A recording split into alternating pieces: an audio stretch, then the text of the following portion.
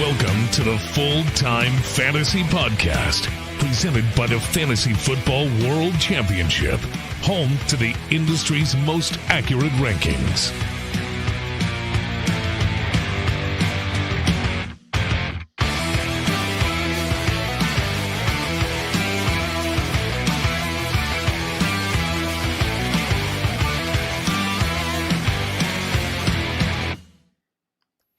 What is up, everybody? Welcome to the Grind Time Podcast with Full-Time Fantasy.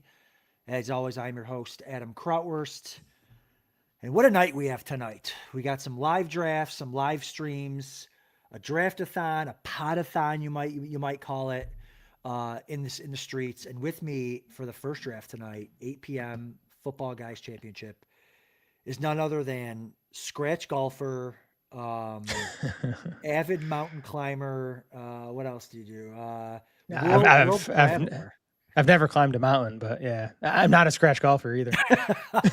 other than that, though, you nailed it. ABC News worldwide leader of sports, fantasy analyst, TV star would be. Yeah, that's accurate. DraftSharks.com. Jared Smolo, what is up, buddy? Lots up, man. These injuries are insane. I feel like every night the draft landscape's like totally different. Yep. So it's fun. True. It's fun. It's horrifying. Like today I'm a JV soccer coach. Shout out to the North Star Knights. And I'm walking into practice today and I see this Jamar Chase injury. And then I see the video. I'm like, oh my God. And I hate to say it. Now I do a million drafts. I draft way too many teams, but I haven't gotten the third pick or the fourth. Like it's been like 1 or 2 or 10. And so I was just fist pumping at my 0 Jamar Chase shares for mid to high stakes. And then he's going to be fine. And team 3 doesn't care. Team 3 says, no fear. JSN Puka. All right. So we're on the clock. We'll do more talking later, but we're on the clock. Yep. McCaffrey and Amon-Ra are at the top of the ADP. What does Draft Sharks say? Yeah, Draft Sharks says CMC here. I'm open to St. Brown, especially in this format with the three required wide receiver starters plus the flex. My vote would be CMC, but I'm not opposed to Amon-Ra. If that's the way you want to go. I have 0 CMC. Oh, so it'll be a fun. And I like the hero RB build. Yep. Or you know what I mean. So it's not. You just have to kind of lean into CMC being healthy, and then just kind of build around that type of thing.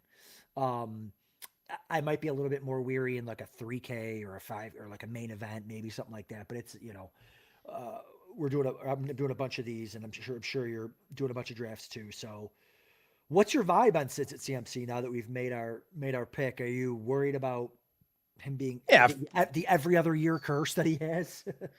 Of course I'm worried. I mean, the guy's going to get 400 touches, and he's older, and the efficiency fell off last year. But it didn't matter last year.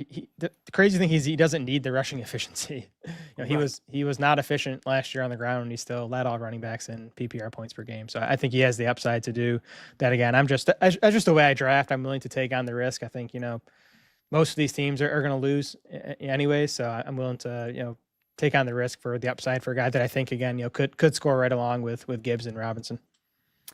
Not only that, but I'm watching clips because I'm a psychopath. I'm watching clips of Hunter Renfrow today, and I'm like, A, what the hell happened to Hunter Renfrow? And B, why can't Christian McCaffrey just like be that? Like, you know what I mean? Like, just get another running back and just let him be a slot receiver. You know what I mean? Sure, and he might have to with all these injuries that the Niners have in their pass catching core. Mike Evans can't stay healthy. Kittle coming back from the Achilles. Pierce already done for the season. Like he's gonna see a ton of targets again, and he's probably gonna see a ton of carries again. As long as he's healthy, he's gonna be right up there with even Gibbs and Robinson. Listen, Draft Sharks is big into the injury predictor. Okay, what are we factoring in for this power plant, electric plant that we have out there in San Francisco? Because Mike Evans, another injury, like it's a disaster. Yeah. Evans is terrifying me. I mean, that's two quad issues and a groin already in 3 weeks of camp. We haven't factored the power plant into the algorithm yet, but that's in the works. That's right. I love it. I'm on Raw 9 is that's a nice gift. That's sweet. That's a sweet gift. I don't recognize a lot of the names in this room, which isn't for me. It's a good thing. It's a positive thing because last night I did a main event, an FFWC main, and I was sandwiched between Nelson Souza and Chad Schrader, and there was FFWC this year's got the 100K Legacy League, and there were 4 guys that were in the Legacy League in that draft last night, and I came out of it I'm like, I like it, but I don't love it. I wonder why.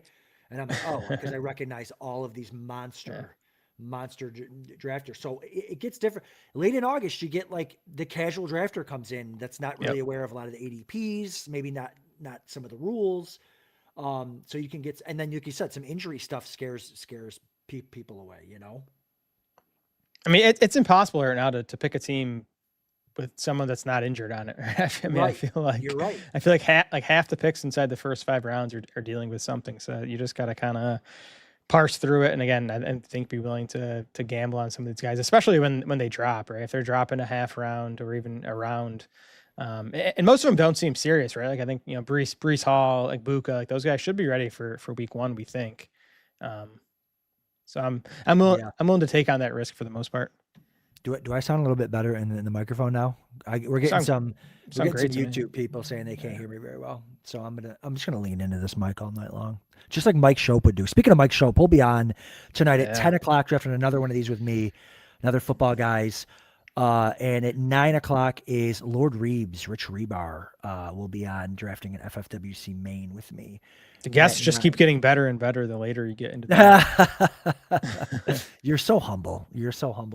So we have pick 6 in this. At 9, I have pick 2, and at 10, I have pick 2, and last night I have pick 2. So be prepared for some Bijan Robinson injury news to tomorrow morning. So you're definitely Bijan over. I mean, I get this stuff with Chase now, but and Puka even in this format. Puka. So a couple things. I have a big portfolio that I do, so I need to catch up. I didn't have a first or a second pick in forever, so I need to catch up on my Bijan shares. Puka sometimes falls a little bit, and I have had the 3 and the 4 and the 5 and taken him, so I do have some shares. Puka makes sense. The problem is he's always hurt all the time. And I know when he plays, he's a league winner, which is crazy to say from a guy who was in the top 5. But I just and I need some Bijan shares, and I also love starting Hero RB. Let's get some guys in our queue here if you want to throw some guys so that we don't give away too much. And we don't have to panic when we're on the clock. And I'm just throwing guys in there. You can look at them how you want, and then we can discuss it. I see him. Yep. So that's what, and maybe if you want to, because the last guy, I don't think will be there when we get back. So, that's a good, yeah.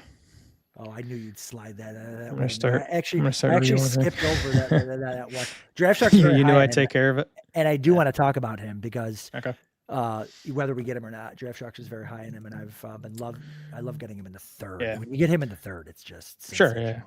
I mean, just going back to Puka, from a straight projection standpoint, we would have him as the number 1 overall player ahead of Gibbs. Yeah, I saw that. Yeah. Now we have the floor and ceiling projections, and we have been docking his floor. Partly because of the suspension risk, partly because he's already banged up with the psoas injury. So he is behind Gibbs for us now. But I have a ton of Puka because I'm willing to take him at the 2. Definitely when he gets to the 3. When he's at the 4, he's an auto pick for me. So I have a lot of Puka. So what is this psoas injury? What do we have to worry about? The psoas. I googled it when the news came up on him. It's like a deep muscle near your groins. Something. I mean, I don't know. Well, plus they've got, the guy's blocking every other play too. It's like he's like a lead blocker on these runs. It's just, I love him, and I'll take him at the 4, like you say, he's an auto click. But I would, I don't want to pass on Bijan. And Chase is the same thing to me. Chase is always hurt, and Burrow's always freaking hurt. So all right, Heartbreak Hotel. I would have loved Kenneth Walker. Me too. Or Omarion Hampton or Barkley. Like the running backs are flying off the board, but. Well, that's why I'm glad we took CMC because I kind of thought we'd like the wideouts better than the running backs in this range. And I do like getting, like you said, with the hero running back, I like getting one running back in the first 2 rounds this year because to me, and especially, even now the round 3, 4 running backs, you got Breece Hall hurt, Jeremiah Love hurt, Cam Scadaboo, his role is a bit iffy. David Montgomery, now we're hearing Woody Marks, might see more work than we initially thought. So the round 3 and 4 running backs have gotten a lot shakier, I think. Agreed. Oh, hold on. I don't want to talk about it. I forgot this guy's at the bottom of our queue. Let's see how crazy we want to get. No, he's not in play for me here. Okay. Okay, good. He goes off the Brahmas. Yeah, that's okay. Well, Genty was the guy. We'll talk about Genty after we make the pick. I'll talk more on Genty. Yeah. Normally here without you, I would be London or Neighbors. I take London and Collins a lot. So I'm good with any receiver here. It's London for me. He's atop the rankings for us. And none of these guys are probably making it back, but he's definitely not making it back. So yeah, I like London here. Okay, London, and let's hope Penix gets in there sooner than later. And it sounds like, did you see the Ian Rappaport little hit from today? No. He basically said Tua has been so bad that they are going to have to go to Penix very soon. Yeah.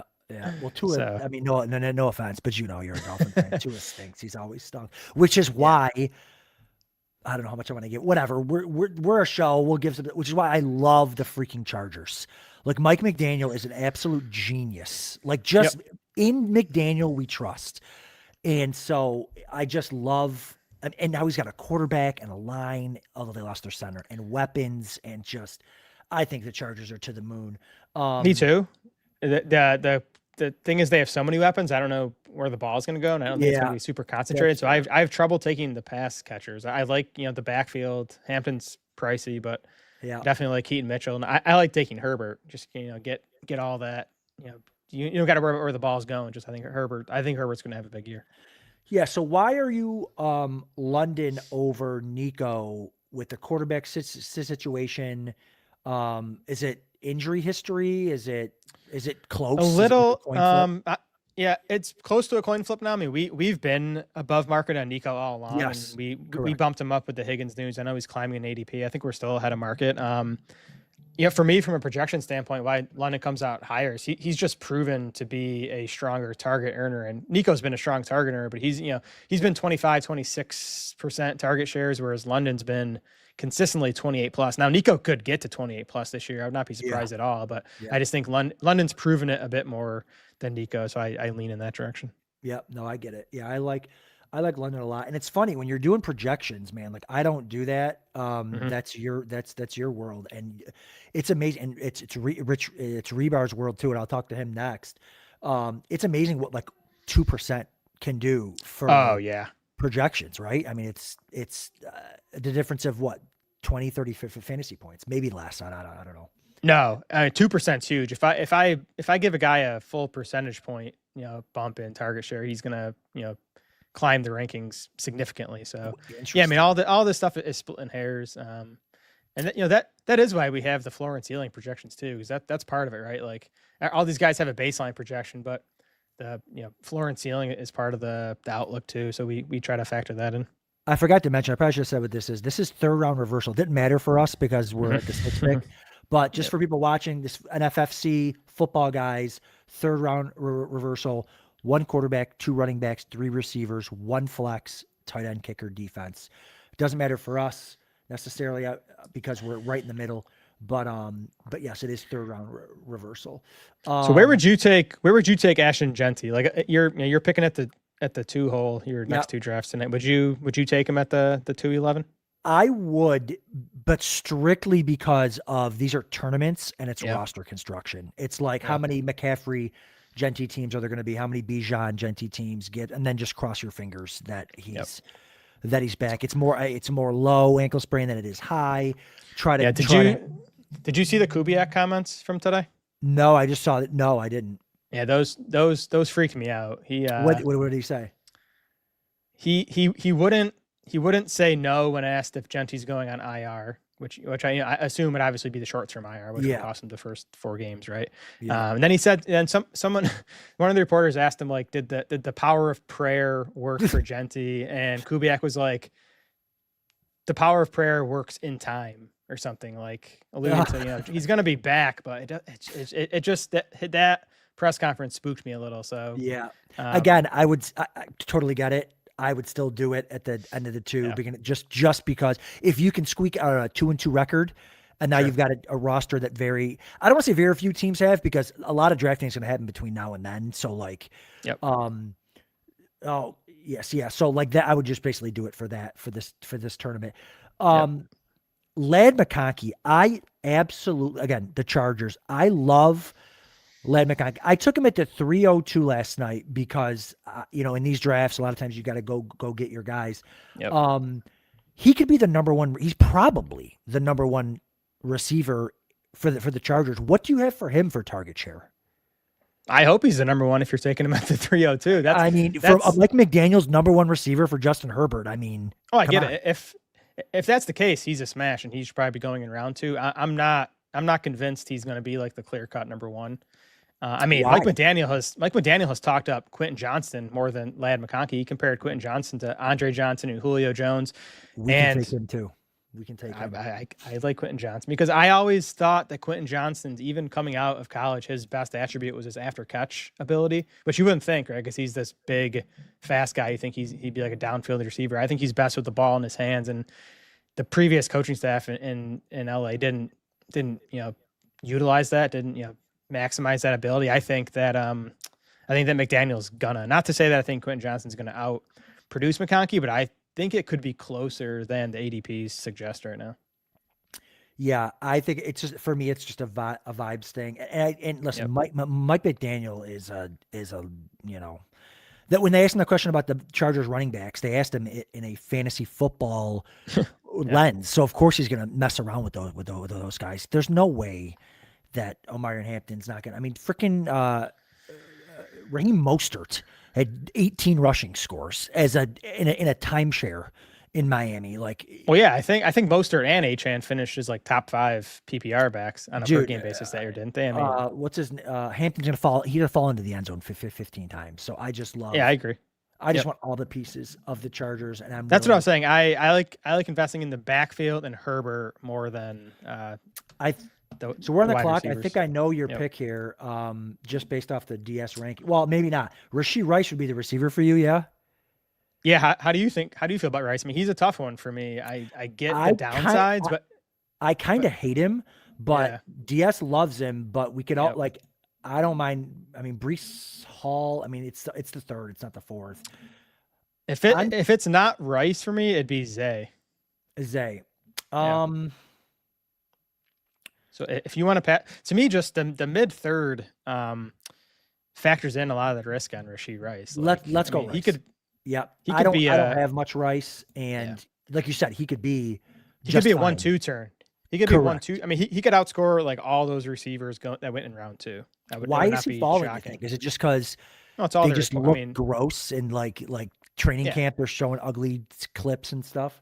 Yeah, which he's never been a separate. I mean, he's bad against man coverage. That's a thing, right? But he crushes zone, which these defenses play 65 to 75% of the time, especially against Mahomes. Yeah.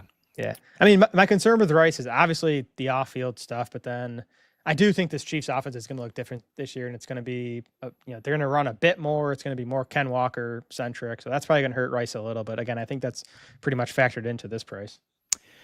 Yeah, I just don't like taking guys that. I mean, Rashee Rice is fine, like you said. The target share he's going to get and all that stuff, and Mahomes is going to run less, so he's going to have to throw it more. But I just don't think Rashee Rice is a very good player. I just think he's with Mahomes and, runs out of the slot and all that stuff. But with that being said, I mean, his points per game has been great, but he's just a freaking lunatic. And, but like you said, he could be, I mean, he was a 1-2 turn guy last year when people found out he wasn't going to be suspended for whatever he did last year. So, right. So yeah, I'm comfortable with it. I like it. And I like the hero RB start, just leaning into McCaffrey here. A lot of targets on that team I'm seeing.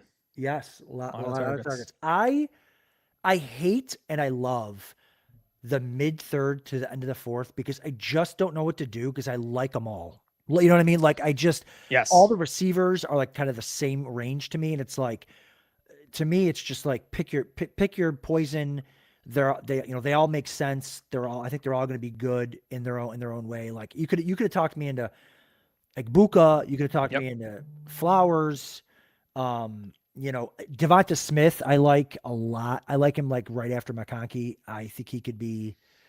Again, I'm not that I don't know what the target share numbers and all that stuff are, but he could be like poor man's JSN this year with Yes. with the balanced offense, and he's Yep. the number one receiver. So, and despite him being hurt this preseason, he's back and he's never hurt either. So Somehow, despite being 180 right, pounds or whatever he is. right, Yeah, exactly. I love the receivers in this range. I don't like the running backs as much, which again is why I want to get at least one running back in the first 2 rounds generally. And I'm not even totally opposed to going RB because then I can just pound these receivers for the next 3 to 4 rounds.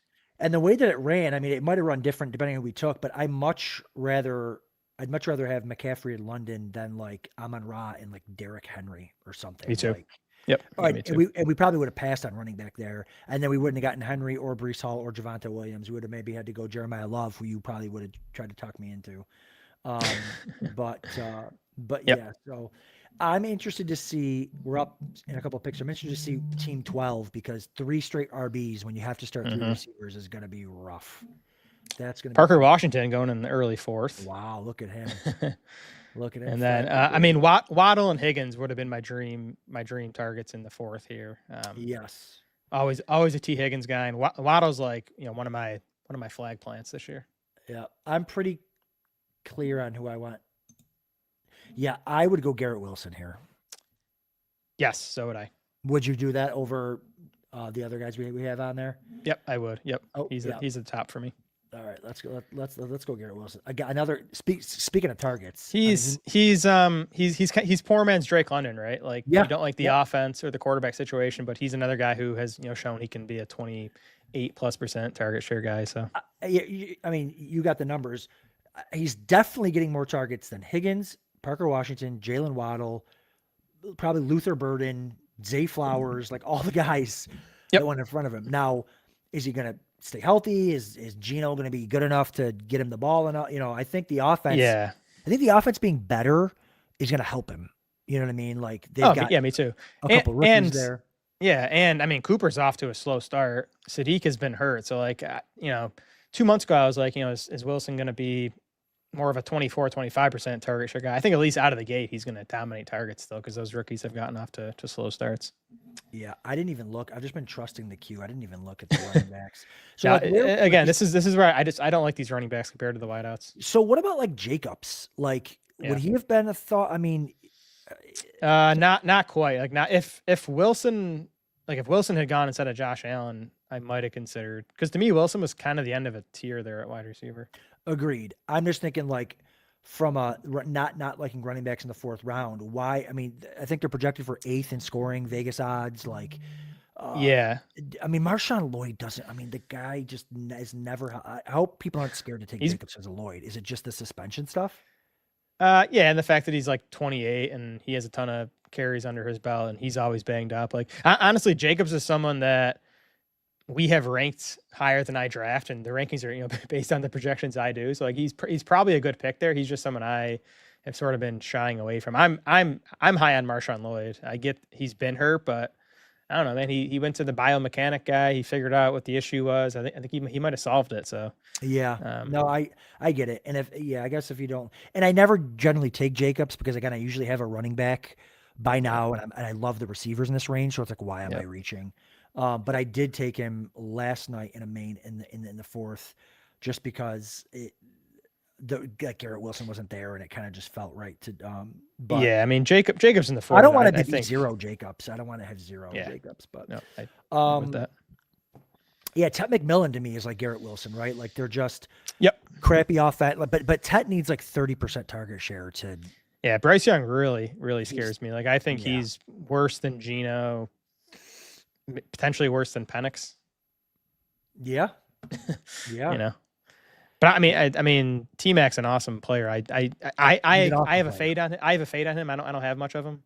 I'm just a bit below ADP, which scares me because I think he's a great player. See, it doesn't scare me. I love him. I had him everywhere last year. It doesn't scare me because of there's no way he's going to be a league winner. There's just no way because that's true. It's terrible. That's true. And give me your DJ Moore take, because he's been probably the biggest disagreement among the Draft Shark staff. Interesting. I DJ DJ Moore reminds me a lot of when Stephon Diggs came to town, and it was Josh Allen had never had a number one guy, and it was okay. You know, it was for years. It was it was Cooks. It was not Cooks. It was John Brown and all these like they spread the ball around, right? And then Diggs shows up. He was going like the 6th or 7th round, and it was just like they're going to keep spreading the ball around. Diggs wasn't and then you just have to. And Allen hadn't really exploded yet as a passer, and so I just feel like it's the same thing. And yes, if you're doing projections, I get it. You can't put him for a huge target share and this, that, and the third because you think they're going to spread the ball around, but he's just so much better than like all the other outside receivers there. And even in I know it was a preseason game, but the way they had him running crossing routes and all this other stuff, I just think he's going to be boom or bust, I think, but their schedule's much harder. They're going to have to throw the ball much more. And I just think he's probably undervalued by like a half a round. Like I would take him over Parker Washington, but he went early here, Jared. Normally he goes. I was going to say, yeah. So like, I think this is he belongs close to his ceiling where he just went. Yeah, he belongs in the 4th round, I think, for sure. Well, I mean, I've been the anti DJ Moore guy on staff just because of what he did in Chicago the last 2 years. He just the numbers make him look like a declining player. Now maybe that was just bad fit in Ben Johnson's offense, Caleb Williams' inaccuracy. I definitely see I see the path. Like you talk about not being able to project him for a big target share. We don't have him projected for a big target share, but if he's still good, he could be a 25% target share guy. And if you get that with Josh Allen, that's a smash. I'm just to me, it's more of a question of the player. How good is he still? That to me is where I think is where the disconnect. Like I still think he's good. I mean, there were times he was. I think he's got a little bit of an attitude problem, but a lot of receivers do. I just think sometimes he was miserable in Chicago, and then they brought in 2 receivers, and they brought in Keenan Allen. I just think he wasn't having fun like he wanted. He wanted to be the guy, and he's only like 28 or 29, right? Yeah. So like he should. I've definitely come up on him just based on the positive camp reports. The one preseason game. The first catch was a blown coverage. I'm not gonna give him credit for that. Sure. But that one down the left sideline was nice. It was a blown coverage, but also those crossing routes are going to be a problem. Like that's where I think he's going to crush. So I do have some DJ Moore. Yeah, the other upside case, and let me know what you think about this, is does Joe Brady open up the offense a bit now that McDermott's gone? I think maybe they were doing it because it was the first game in the stadium and they wanted to but I just think him and Josh, you could see freaking McDermott and the mic run the ball, play smart, run the ball, be smart. No, we're just going to let our quarterback cook, and having Brady on the sidelines down there too, I think is going to help. And I just think they're going to be slinging it. And again, like I said, their freaking schedule, dude, coming out of the gate. Oh yeah. They're only projected for 2.5 wins in their first 5 games. Like hell, they're going to have to throw it. All right, Josh Jacobs mid-5th is a steal to me. Yeah, I was hoping he'd get back to us because that would have been an auto click. I'm happy Adunze's gone because I probably have like 80% of Dunze. I just love the offense, and I love the cheaper guy in that offense. And we're on the clock. There goes that's tough. I mean, that was the top of the queue there, Jacobs and JMO. So the 2 guys I have, the guy on the top is a faller. The guy on the bottom would be early. We could also go tight end. I mean, Tyler Warren's there. I don't hate that. Or we go receiver. Receiver to me is kind of cooked now. JMO's gone. I think it's a big drop off. So, would you rather take the falling Scadaboo or the rising Price? It's not Price for me. It would be Scadaboo or Tyler Warren for me. Okay. You got thoughts on those 2 guys? I love Tyler Warren, and Scadaboo scares the crap out of me. Yeah, let's do Warren. Scadaboo scares the crap out of me too. Yeah. All right, let's do it. Warren's a good player. Pierce obviously is dealing with his injuries. I saw Josh Downs in practice today. Of course, Warren's dealing with his own thing, but doesn't Keenan Allen? Yeah, Keenan Allen. But again, Keenan Allen wasn't very good the last 6 games. I think Warren leads that team in targets this year. Yeah, Warren was a stud when Daniel Jones was there, dude. He was an absolute monster. And I think 5th round's the right time. There's no one else that we loved. And if Warren was gone, we would have had a problem because Although I would have liked any of the guys that went before him except for Carnell Tate. I would have liked Christian Watson, Adunze, McLaurin, or Jamo. Exactly. So Yeah. one of those, or Jacobs.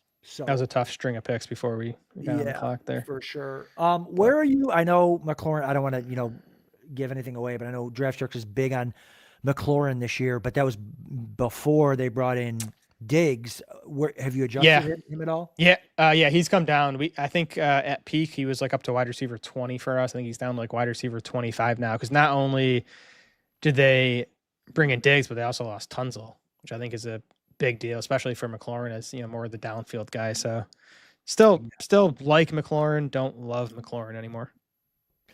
Agreed. I was high on McLaurin. What you guys were writing about him all made sense. And then it was almost like a day later, or 2 days later, they signed Diggs. It was like, all right, well, which was kind of expected. I mean, there was so much smoke there. Yeah, it made sense for both sides. Yeah. So, no, I like the build. I like the build so far, man. It's Hero RB. Hero RB, man. It's like my favorite. And it's interesting too, like zero RB was all the rage for the last like 4 or 5 years. And now that receivers are cheaper than ever, no one's doing it. Like you can I'm doing it a lot. I was gonna say you can, like, if you get the right draft slot, you can get like 3 top 10 receivers. Now again, I'm doing it more in managed leagues like this. I think in basketball it's tougher because you don't have the waiver wire, right? But like in managed, where in this case, I mean, we could pass on running back another few rounds and hope to find some hits late in the draft and or on the waiver wire. I think that's where zero RB is always best, right? In managed leagues where you can use the waiver wire to bolster that position. Help me wrap my head around Bashal Tutin, because I can't. I hate it. I hate him. I don't think he's that good. And it reminds me of another player that hasn't been taken yet. I don't think he's that good. I think he's in kind of a timeshare. But I guess the 5-6 turn, I guess you could do worse. But I liked him as a prospect. I think a lot of the advanced metrics were good in college. And of course, he had the 40 time and the speed score, which is predictive, for NFL success. I drafted him a lot last year in, round 10 or wherever he was going. And that, ended up being a whiff. I am not taking him hardly ever this year. He just goes too high for me. I do think, well, for starters, I think the rookie year was a mixed bag. There were some things he did good, but that the big playability that we kind of thought he would have didn't show itself. And I do think Liam Cohen loves Chris Rodriguez. Like, I know that's kind of like a common trope, but, I think it's true, and I think Rodriguez is going to be pretty heavily involved. Yeah, that's why I just can't get on board with it at all. There he is. He's way down the list here. I just added a guy at the bottom of our queue that's been rising. I don't know if we want to do it now or wait. He might not make it back to us, but if we needed that position, I'd be open to it. I think I'd rather go. Price. I would have pounded the table for Price. You're a Price guy. Yeah, I mean, I think he's good, and I think they know he's good, and they've said that they love him, and then they say they love a lot of their own guys, but I just think they're bailing. I mean, why not? For me, why not is that Charbonnet is going to be back at some point, and I think they love Charbonnet too, and especially in a contest like this where you want to be peaking at the end of the season. I just wonder if Price is going to be stuck in a 50-50 committee at the end of the year. Yeah. So the other guy that I hate is at the top of our queue, and we're on the clock. I mean, we can say his name, right? Yeah. I like Bucky Irving in round 6. Yeah. I didn't like him when he was going Irving. round 4. Yeah. I mean, that's fine. Who would you go with? Back. I would normally. I mean, round 6 Bucky Irving is. I mean, everything's baked in at that. I mean, point. I'm not opposed to the second guy in our queue, but I do like Bucky better.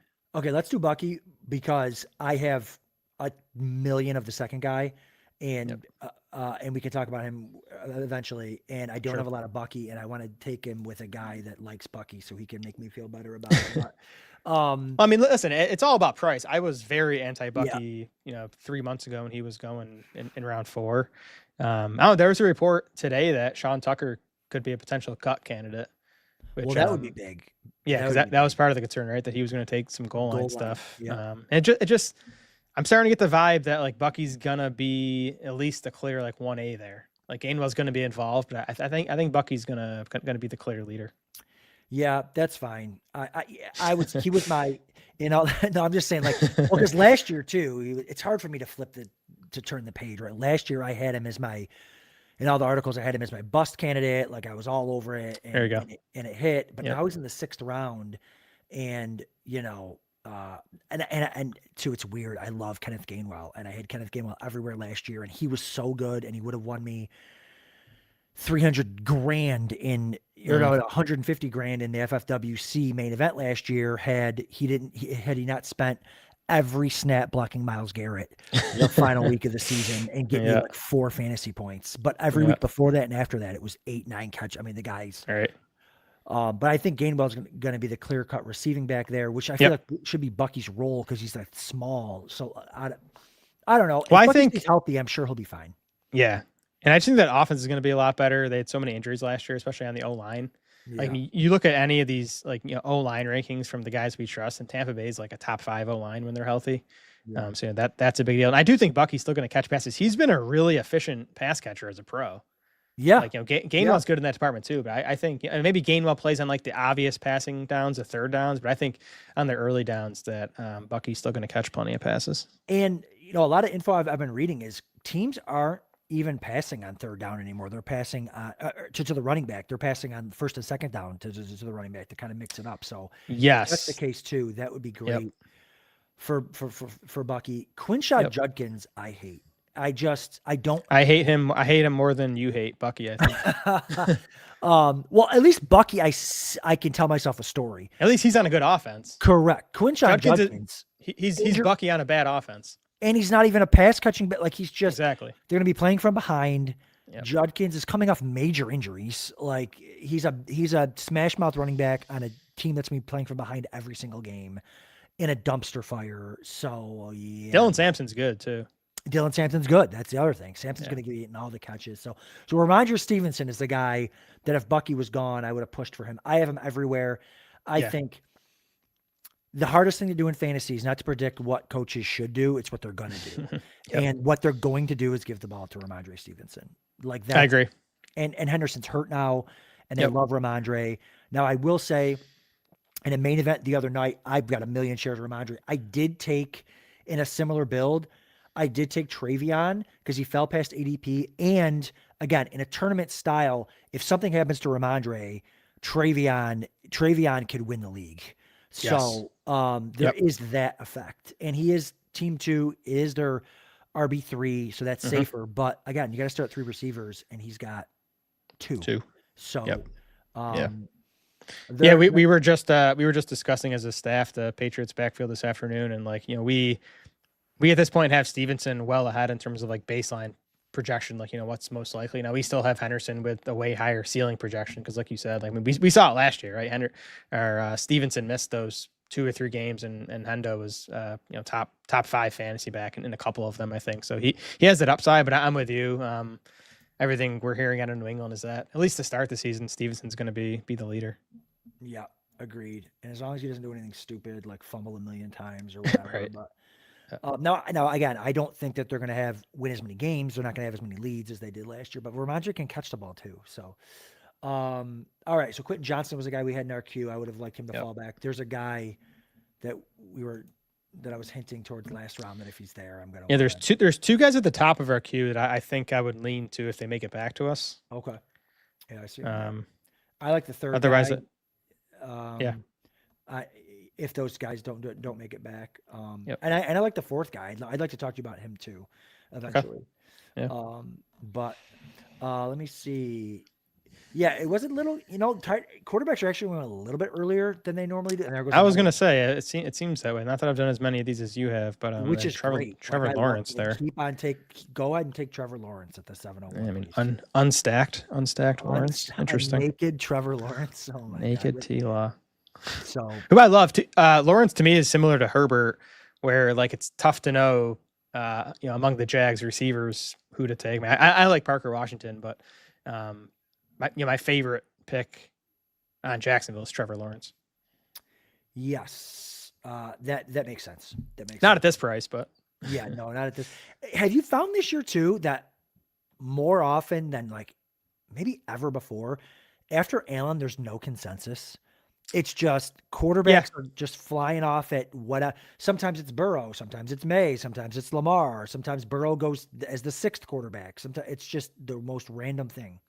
Yeah, I think you can make a good argument for any of those next, five. That would include Lawrence for me. There's a couple of guys still on the board that I think should go ahead of Lawrence. But I mean, we should mention. I'm sure people watching know this is a 6-point passing touchdown league, so that flips the order of the quarterbacks. And to me, Burrow is quarterback 2 in this format. Yeah, and I actually believe. I mean, I know I got my Joshua Daddy Allen T-shirt on, but to me that lowers Allen's stock because now all those rushing touchdowns he gets aren't a 2-point edge up. Now it's equal. So he his passing touchdowns have actually gone down 4 years in a row. If he gets 38 total scores, there's no leverage with the rushing scores because they're the same as the passing score. So it's a great point. I mean, he's still quarterback 1, but you're right. The gap between him and the field is a bit smaller here. I'm so happy Warren and Brooks went. I've never been happier. Although, never mind, you had Rico up there. I just added him as if we want. Okay, good. Can we please take the guy that I want? Let's wait till we're actually on the clock. But we're not. Okay. I think I'm okay with it if it's the same. If it's who I'm thinking of, I think I'm definitely with it. There's 100% chance we're getting sniped now. By the way, thank God I didn't say his name. Hopefully Bunnell's not watching. But I just feel like this guy he's just rising, and I know we don't need him, but he's kind of a luxury, and he would be in the flex for us. But you could talk me into somebody else. You could talk me into. Well, yeah. Let's see what Bunnell does here. Then we'll talk through it. Yeah. Oh, I love Bunnell it. doing. By the way, are you okay? Okay. Are we on the clock? Okay, perfect. Okay. Should we say these names? Could they get back to us? I mean, maybe. Okay. Your guy's number 2 in the queue right now, right? Yes, correct. Let's do it. Let's have fun. Let's have some fun. All right, Deshaun Sterling, welcome to the squad. Yeah. I mean, and truly every day Evans misses another practice with a soft tissue thing. Like that's just gets me more excited. That's what I'm saying. Yeah. That's what I'm saying. And he was a high second round. Did they trade up for him?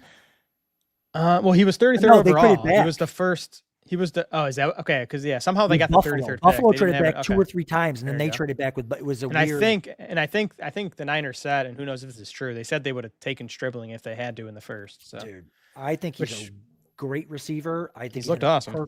He's in a perfect spot. And you don't have to be a good receiver. I mean, Juwan Jennings put up some massive games in San Francisco. Like the scheme is so good. The injuries galore. Let's hopefully he doesn't fall victim. And now we got a couple stacked Niners here. Let's go.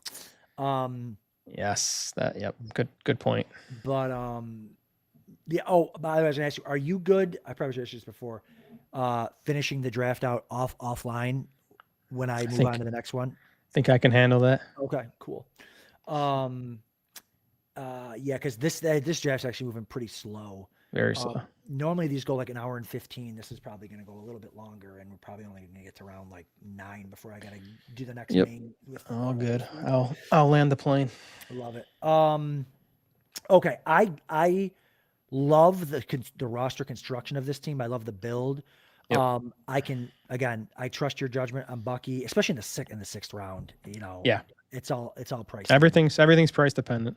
Yeah, exactly. So, I want to pick your brain on Jonathan Brooks because I have been taking him in the 7th because again, I take receivers early usually.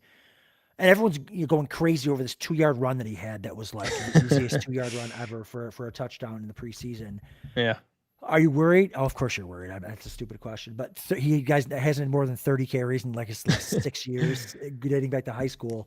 Yeah, I mean, Brooks is tough for me because we've been drafting since February, and I was taking Brooks in the 13th round and the 12th round and the 11th and the 10th, and we have our sleepers article up since March, and he's been in the sleepers article. So like I kind of feel attached to Brooks, and I loved him as a prospect too. Me too. Yeah.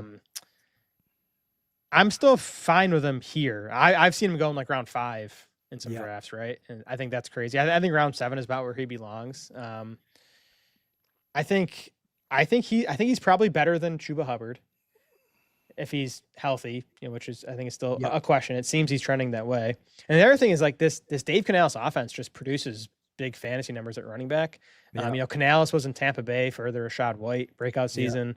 He was in Carolina for the big Chuba Hubbard 2024 season, and even last year, right?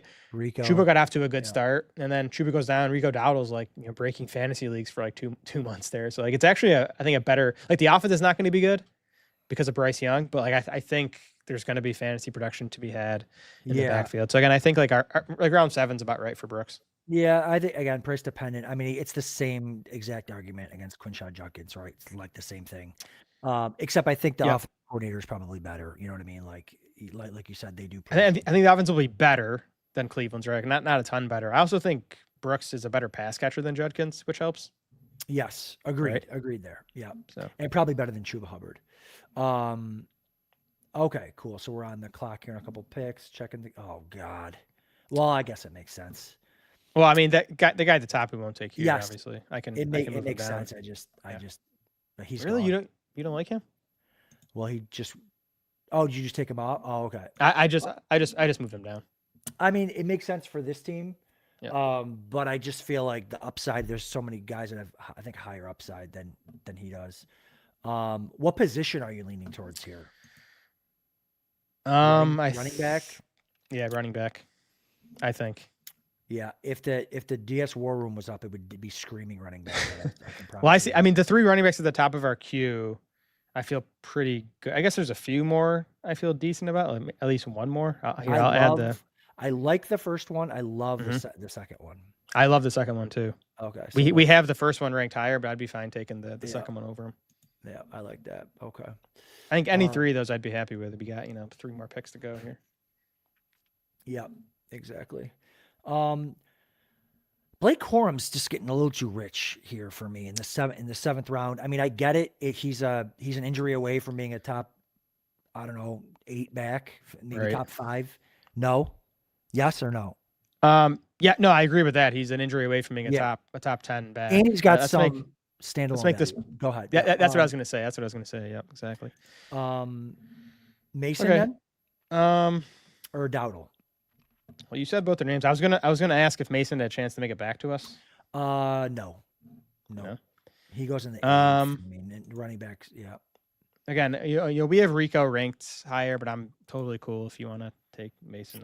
I think he's gonna be the lead. I think Aaron Jones is pretty cooked. Is cooked. Yeah. I think Mason would be the guy there. Shoot for the moon. I mean, I think. Let's do it. I think the more likely outcome is that Mason's the lead back there and Rico's splitting all year. Yeah. That's the most likely outcome. The only way the only other thing that could happen, the next likely outcome would be that there's an injury to Warren and then Rico becomes really good. And then he would be higher than Mason, but probably. Yeah, but I just think that Mason's the next, he's a good young back, good offense. Mason was really good last year by like the advanced stuff, like yards per, yards after contact, rush yards over expected per attempt. He was good in all that stuff. They just kind of stubbornly stuck with Aaron Jones, but I think that's going to change this year. Jones will get his legacy touches, right? He'll get his stuff, but I just don't think he's going to last either. Like Jones is going to fall apart, I think. And agreed. But I think Mason's, round 8, RB3. I think it's kind of perfect for him. Okay, I'm adding to the queue. Love it.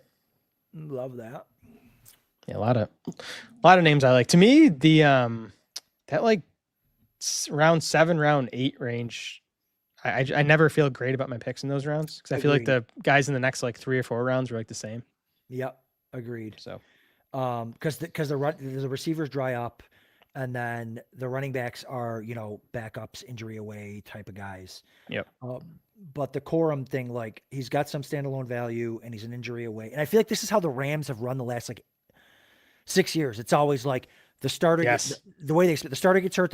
So, Kyron Williams will go down. Corum will come in and have a top 5 season. Then they'll bring in another running back next year. And then Jarquez Hunter. Remember Jarquez Hunter? Yeah.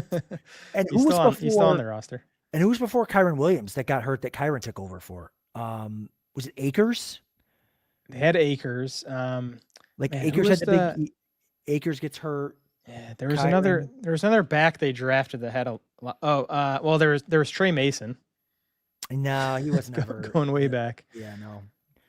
I mean, Todd Gurley's probably young enough to still play. He just retired at 25 years old because he had no. He was the best. He was the best, literally.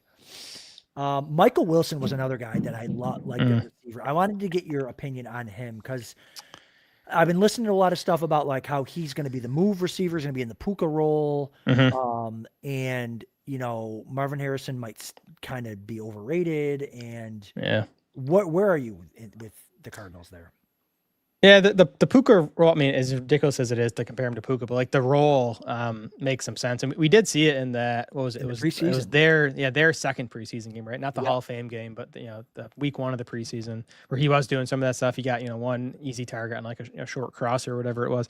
For me though, it's just like how many weapons can this Cardinals offense support, right? Because we know McBride is the one. We know Love's going to get a lot of work, including in the passing game. So like, I think Wilson would have to clearly separate from Marvin Harrison to like be someone that we, want to put in our starting lineups. Yeah. Again, I have no like proof of this or anything, but it could be similar, just a vibe. It could be similar to like what the Jaguars did. Like how does Brian Thomas get factored out of the offense for Parker Washington and all the other receivers there? And that's maybe just like, maybe Wilson's just better than him and they know it and they just do it, type of thing. Yeah. And the Thomas comparison is actually interesting because I think part of his problem last year and what's going to be his problem this year is they see him as like the strictly outside downfield guy, which like has a lot of value to the offense, right? Because like he's going to make some big plays and he's also going to clear stuff out for other receivers. I think it could be similar in Arizona, right? Where Harrison's going to be the outside guy, he's going to be the downfield guy, whereas Michael Wilson's going to be doing more of the Parker Washington type stuff. So I would not be surprised at all if Wilson outscores Harrison in fantasy. Yeah. Yeah, I missed this comment in the chat. So we'll circle back real quick, but Jerry says that Vegas had Shakir at 72 catches last week and DJ at 69.5. So now, granted, 69 catches is way more yards for DJ than it is for Shakir, but it's probably close. It's probably 1,000 yards. But again, I think Vegas is factoring in the spread the wealth type of thing, and I think. Yeah, that'd be surprising to me if Shakir had more catches than DJ Moore. I know we don't have it projected that way. I mean, I have a lot of Khalil Shakir just in like the late rounds he was a good best ball pick. I think I'm definitely less interested in manage just because lack of upside. Yeah, he's going to get you that 12 points a week just in case. Yep. Okay, coming up here in 3 picks, we could really go any direction. I mean, those 2 running backs are still sitting there.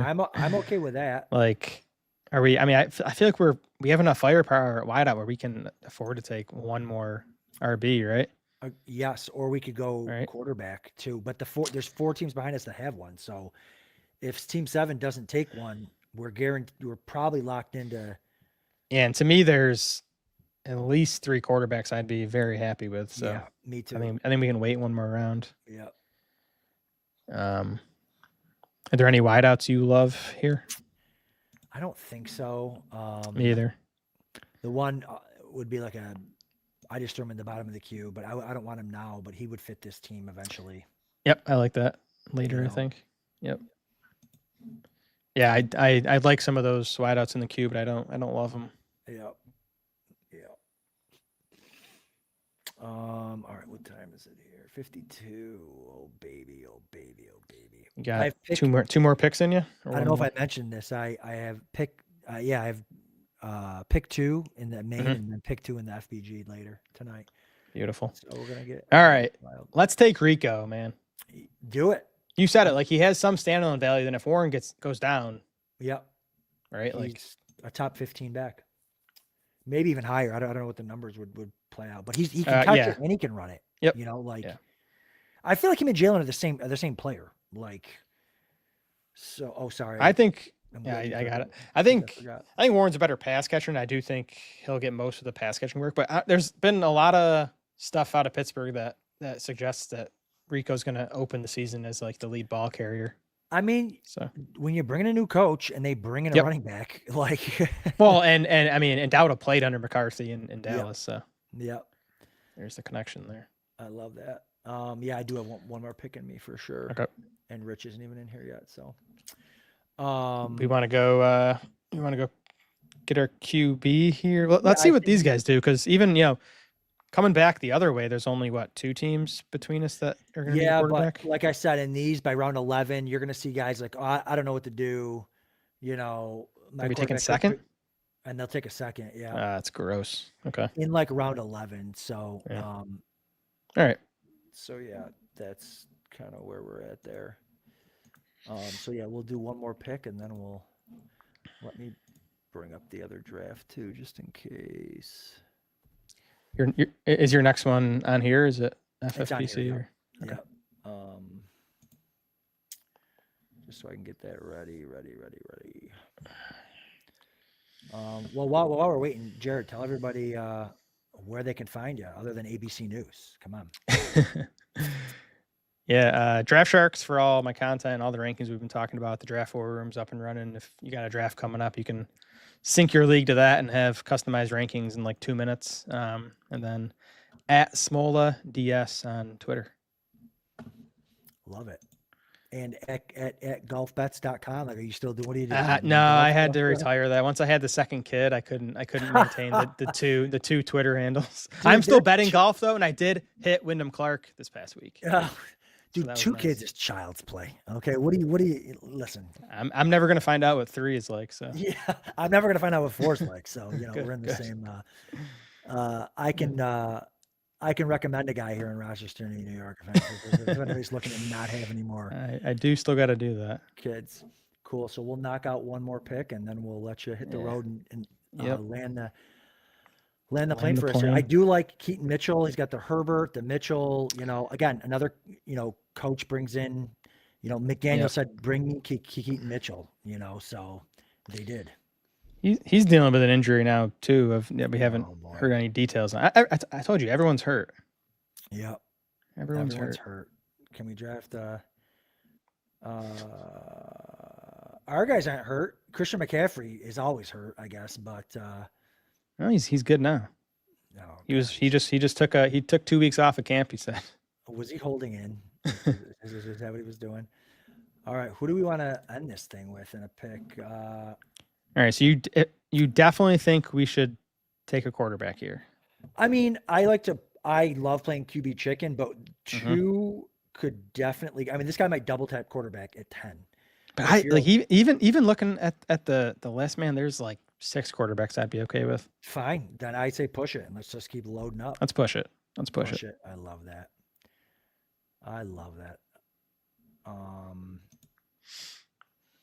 There is that one receiver that's just gonna. I like the right, receiver we're at the on the top clock. of the queue, unless you like someone better. Um, To me, he's the clear best available. yeah, that's fine. Go. Right? I mean, if that passing game's going to bounce back, like I'll he was going 6 rounds earlier than this last year. Yeah, if that offense bounces back, I agree. Okay. I don't have a lot of Jordan Addison either. Addison. I mean, as a wide receiver 5. it's good. Yeah, right. Exactly. So, Okay. all right, my friend. Well, Thanks for coming on. I'll see you. We got a couple more drafts coming up together offline. we're golfing. We got some golf to be had. We got to put some wagers on that too. I mean, we got to get. Of course we will. Whoever shoots better gets to make the first three picks or something. Sure. So whatever you want. Perfect. That'll be fun. All right. So, all right, my friend. Thanks for coming on. All right. Thanks for having me. Good luck the rest of the way. See you, bud. All right. Mr. Rich Rebar. What is up, my friend? Adam, what's up, man? It's good to see you guys. I was watching you guys make a couple picks there with Smola. I haven't got to see Smola in a while, man. It's been a while. Some of these people, I don't consider myself old, and definitely don't consider Smola old, but like he's been doing it as long as I have, and it's just like it's funny, like these guys that have we've lasted together. It feels like It's a cool community, and he's been I worked for Draft Sharks back 100 years ago, and he was coming. Yeah, he was a baby. So we're right out of college, and he's been doing it ever since, and crushing it just like yourself. And I'm over here talking, and we probably have a draft pick to make coming up here in a minute here. Let me Well, hopefully you set that cue because it was going to be pretty easy for us to start at least. right. Let me share this tab. Okay, so we can do that. We'll put Gibbs and Robinson in the queue. We discussed that, and then let me bring up the draft board, and let me share this one. All right, I think we're good to go now. We can proceed. Okay, cool. Dude, Rich, thanks so much for joining me. Before we get in the thick of it, and I'll ask again later, where can everybody find all your stuff, your writing? And I want to talk about an article that I loved of yours here in a little bit. But where can we find you? Yeah, I'm doing still work at Sharp Football Analysis. This is my 7th year with Warren, doing fantasy content. You know, it's crazy. You know, we think back to those Roto World days where we all kind of fractured off. Evan's obviously done amazing at ETR. I'm still with Warren. Now we see like Winks and Josh are going from Underdog to Yahoo. It's fun to see still everyone's out there thriving. We just talked about, Jared, but yeah, still over at sharpfootballanalysis.com, cranking out the draft kit, getting ready to dial in here for the season. Yeah, dude, I can't believe it's here. We say this every year. Like, I can't believe we die for it to get here. I can't believe it's here. And then this time of year is crazy. And I'm super happy. I've never drafted with you. I've drafted against you a bunch. I know we did the Draft Sharks Invitational and the Deep End Invitational a couple of years, and you crushed in that. I think you won your league 2 or 3 years, and those are loaded leagues. So I'm happy to get to join up with you here and draft together. And we had discussed what we were going to do here if Gibbs went, and it is Gibbs off the clock, and you are good with Bijan. Yeah, absolutely. I mean, these front 2 picks just feel like it's so advantageous this year at the top. I mean, you've got these 2 guys in like the apex of their career. They both lose, a player that was, siphoning at least a little bit of touches from them. They just feel like prime, Le'Veon, CMC, like hopefully Marshall Faulk, LaDainian Tomlinson, like 400-point PPR plays. Yeah, exactly. And again, I like the roster construction we can do with it. You can't find running backs like that later on. Generally, now you can't really find your Pukas either. But although we found Puka 4 years ago later on. But right. Yeah. No, I mean this year the way it's shaken out after doing a whole summer's worth of drafts, there's like an arms race to like the top 12 running backs. And then what even has pushed it a little further is these last 2 weeks, obviously like Breece Hall and Jeremiah Love were the next guys up, and they both get kind of dinged up, and it kind of just puts further emphasis on gamers trying to get those guys. I've even toyed at the idea of like, it's not for everyone because he does come with red flags, but I almost think CMC at 3 makes a lot of sense for roster construction just because you have no shot at getting an RB1 if you don't take him there. Cause it's usually even Derrick Henry's gone by the time you pick at, 210 now. Yeah, in our draft we just did, we took him at 5. Jared kind of had to talk me into it because I'm just terrified. I get it, yeah, but it's like it can also win you the whole league. Yeah, I mean, especially in these big, large field tournaments, I think it makes sense, right? You're not trying to win your home league. Like, this is a big. You're going up against a bunch of teams here, so like you got to try to play not to lose in a sense too. Exactly, correct, 100%. Because if CMC is the one running back out of the next guys that go, and you see Achane actually is the RB3 here, wow, that his ceiling rivals the 2 guys at the top. I mean, he outscored those guys by 50 points last year. In a year where he had his worst rushing performance of his career. Yeah, agreed. So I totally. Oh, James Cook. I mean, people didn't watch our last draft. I don't know, maybe they're not the ADP, but I don't want to talk about these guys because, I mean, dude, this draft is loaded. Nelson Sousa at the 101, Santos at the 103, Chad Schrader at the 105, Meyer at the 108, Andy Palermo at the 9, Russell Cruz, Curtis Hirsch at the 11. I mean, this draft is loaded. Who I work with. I work with Curtis. I can text him right now. Oh, perfect. So, but what you'll find too is a lot of these guys, there's the game within the game within the game. A lot of these guys draft a million teams. And so at this point, I know it's early in the draft season for some people, but for some people it's late in the season. They want to get their shares of guys, and maybe they haven't gotten their James Cooks. Maybe they haven't gotten their Achans. But I mean, Achane, you're the numbers guy. Is there a path for Achane to RB3? It's very thin. I mean, especially, when you just look at this team, a lot of people look at this Miami Dolphins team and they say, well, the Dolphins were bad last year, so like how much worse can they be? But if you look at the Miami Dolphins this year, like they were way better than they project to be this year. This team won 7 games last year. They were 16th in rate of snaps led, one spot behind the Buffalo Bills, ahead of Detroit Lions. They were 14th in rate of snaps trailing last year. I mean, they are favored in one game this year, heading into the season. It's the home game against the Jets.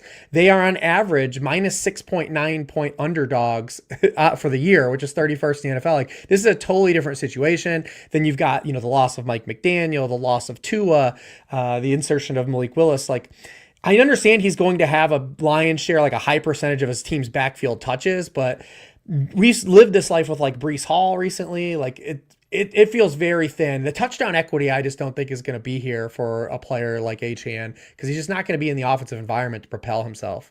And I think he's 195 pounds, and they want to run him till he breaks. So that's the other thing too is they're approaching this year as kind of a punt year. Like, who's to say at some point in the year they just like don't reduce his workload so that they have a bigger eye on the prize with him. Yeah. Rich, listen, one of the reasons why I love it, did you just rattle all that Miami Dolphin stuff off the top of your head? I mean, that. I've already written it, so it's like there. It's in there somewhere. It's in there, it's in there somewhere. I absolutely love it. I should remind people. So that draft I just did with Jared Smola, that was a $350 Football Guys NFFC third round reversal. There's some differences. This is FFWC. So this is one quarterback, two running backs, three receivers, two flex, tight end, kicker, defense, and it's not third round reversal.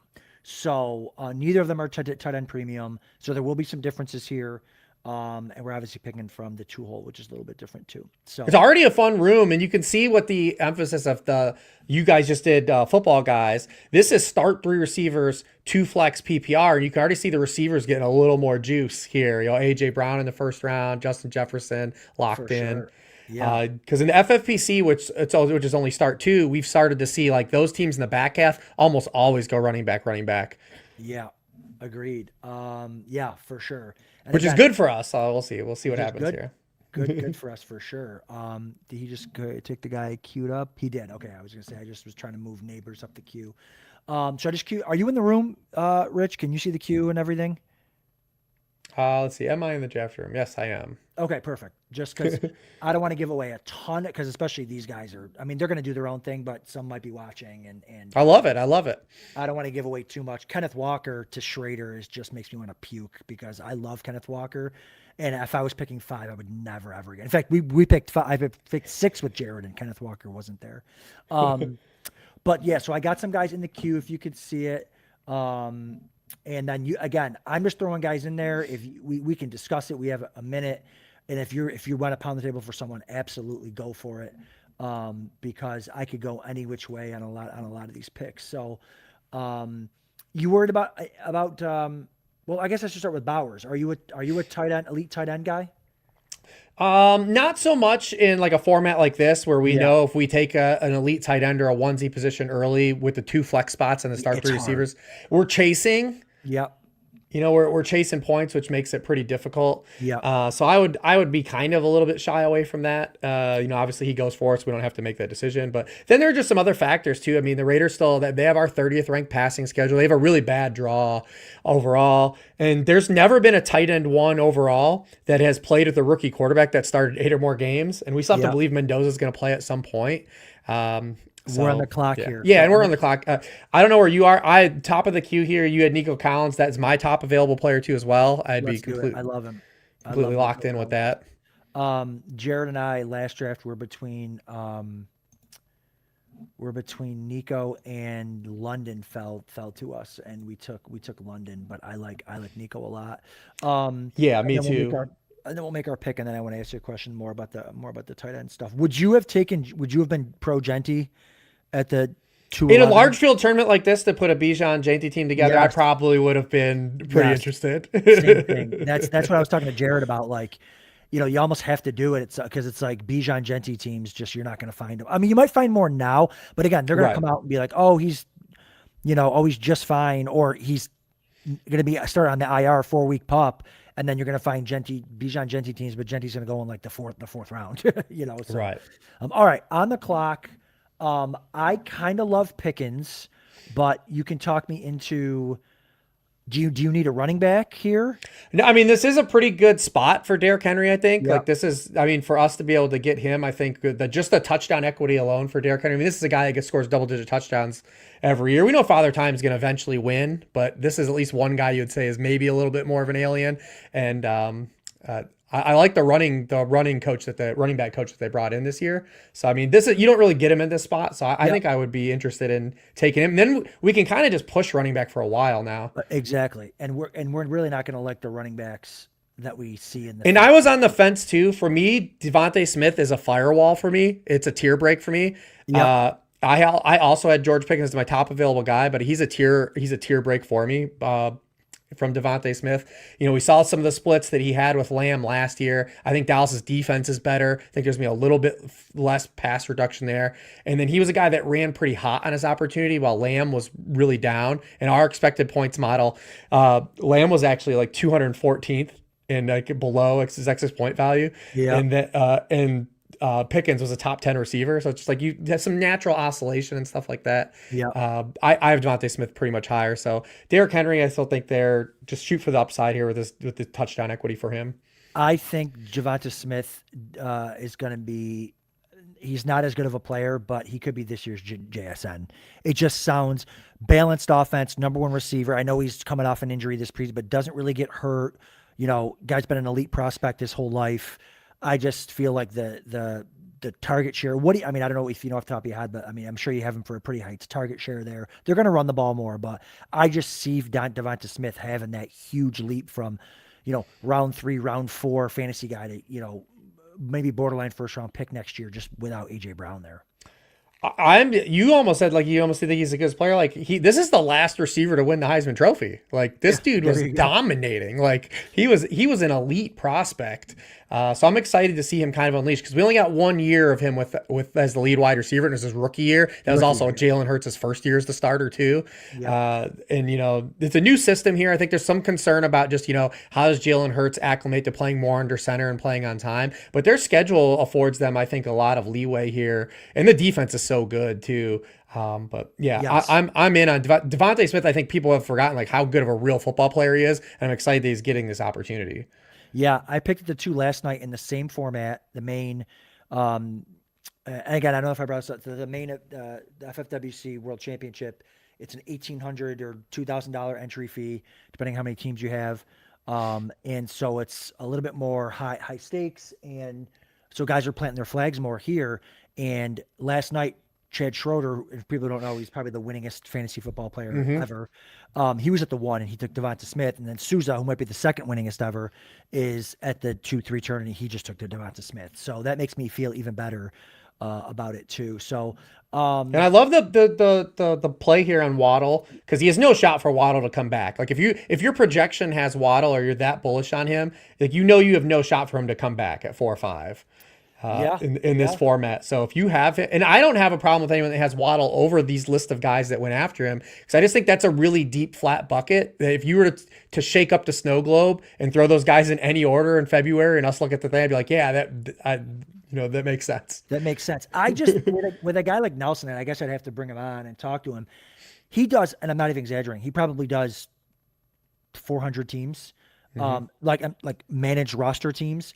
I just feel like you can get Waddle at ADP unless he's trying to build. I mean, he might be literally trying to build specific roster. I mean, because you don't want to build the same roster in the same tournament 4 times. It doesn't make sense. So he might have specific roster constructions roster players okay, I don't have a Gibbs, Devonta Smith, Waddle team, so I need one of those.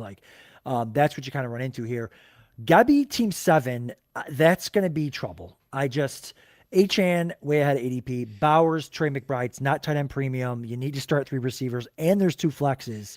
I mean, I guess he has one of his flexes, but I don't know what Gabi's going to do coming forward here. But we'll see if he has a plan. We'll see if it works out. DJ Moore, man, he went in the 4th round in the last draft.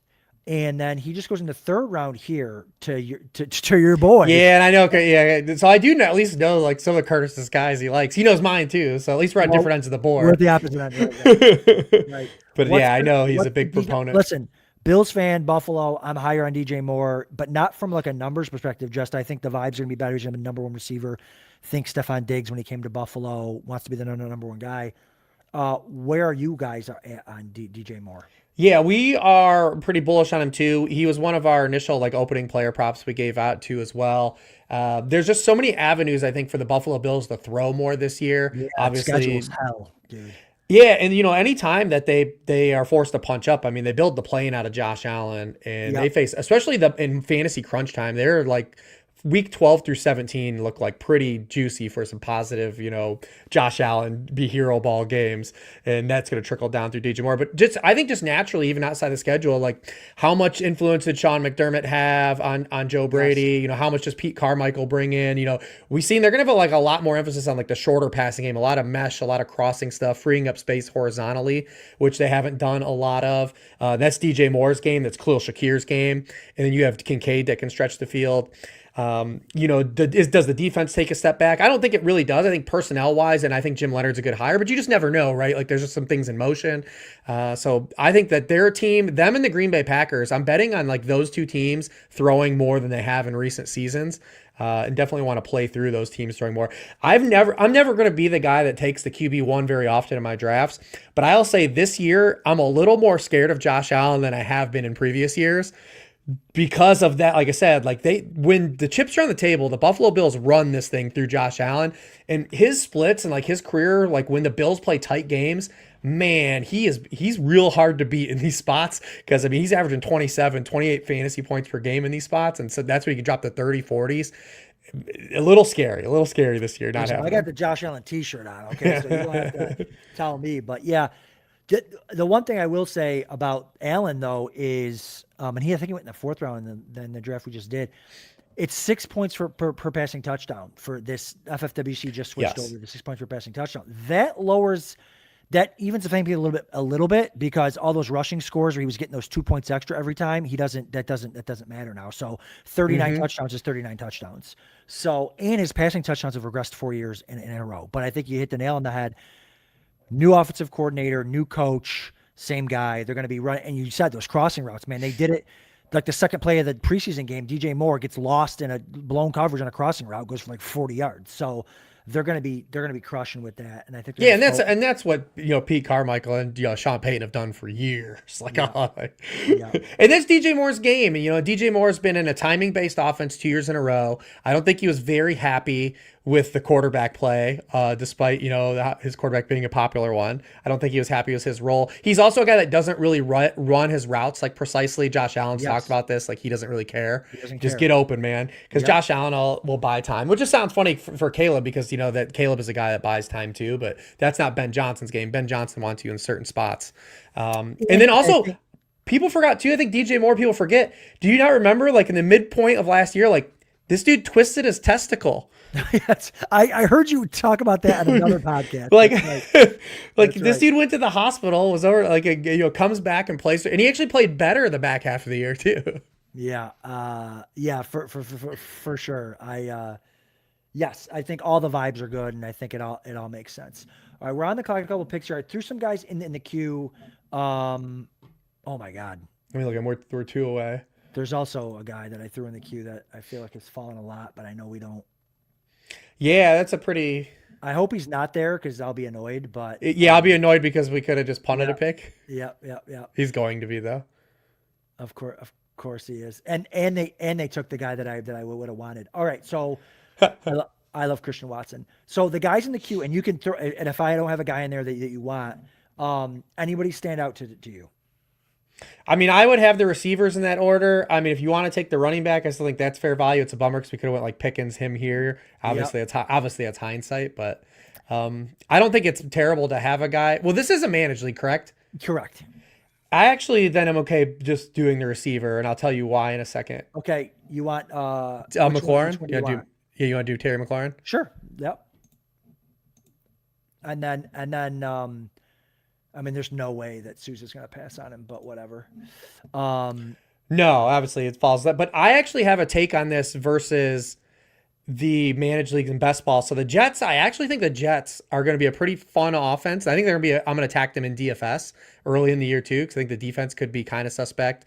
But I think when you look at the way their schedule plays out, if they don't have enough wins, they have a week 13 bye.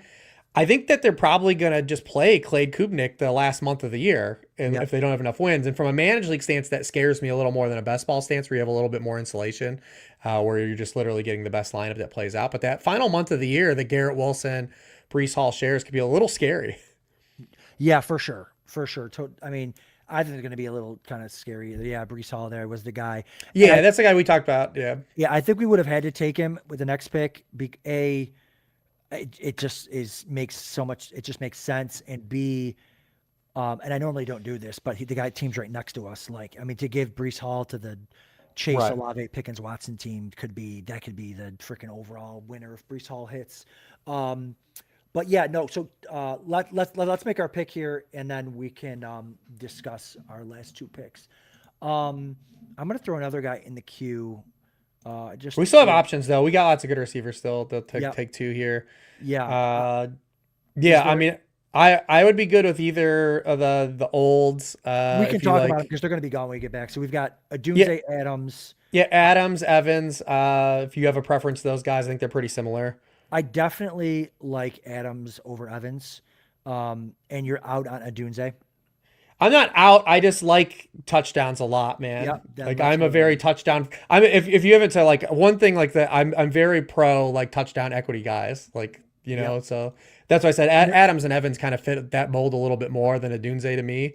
Because I do think Loveland's going to step up in that area. And Burton's by default. Burton had 2 end zone targets last year. Like, he's going to have more than 2. Yeah. I also have I have freaking Adunze in like every draft, so I'm happy to not take him. And Adams is we have the touchdown equity guys in Derrick Henry and Devontae Adams, right? Like, those guys are just like Adams. And you know, I think it's fine. I think Adams, yes, he's older, but he's still a superstar in the red zone. He's a superstar at the goal line. They're going to throw it to him at the goal line. I don't care about his catches. I don't care about his yards. I mean, he'll probably catch 12 touchdowns again if he stays healthy. I mean, and as a wide receiver 3, sure, it's a little scary. He's a little bit older, but I like that pick. And Evans, I'm just them practicing in a, facility that's, got an electromagnetic field running through it or something. And he's already hurt again today. It's just, I can't do it.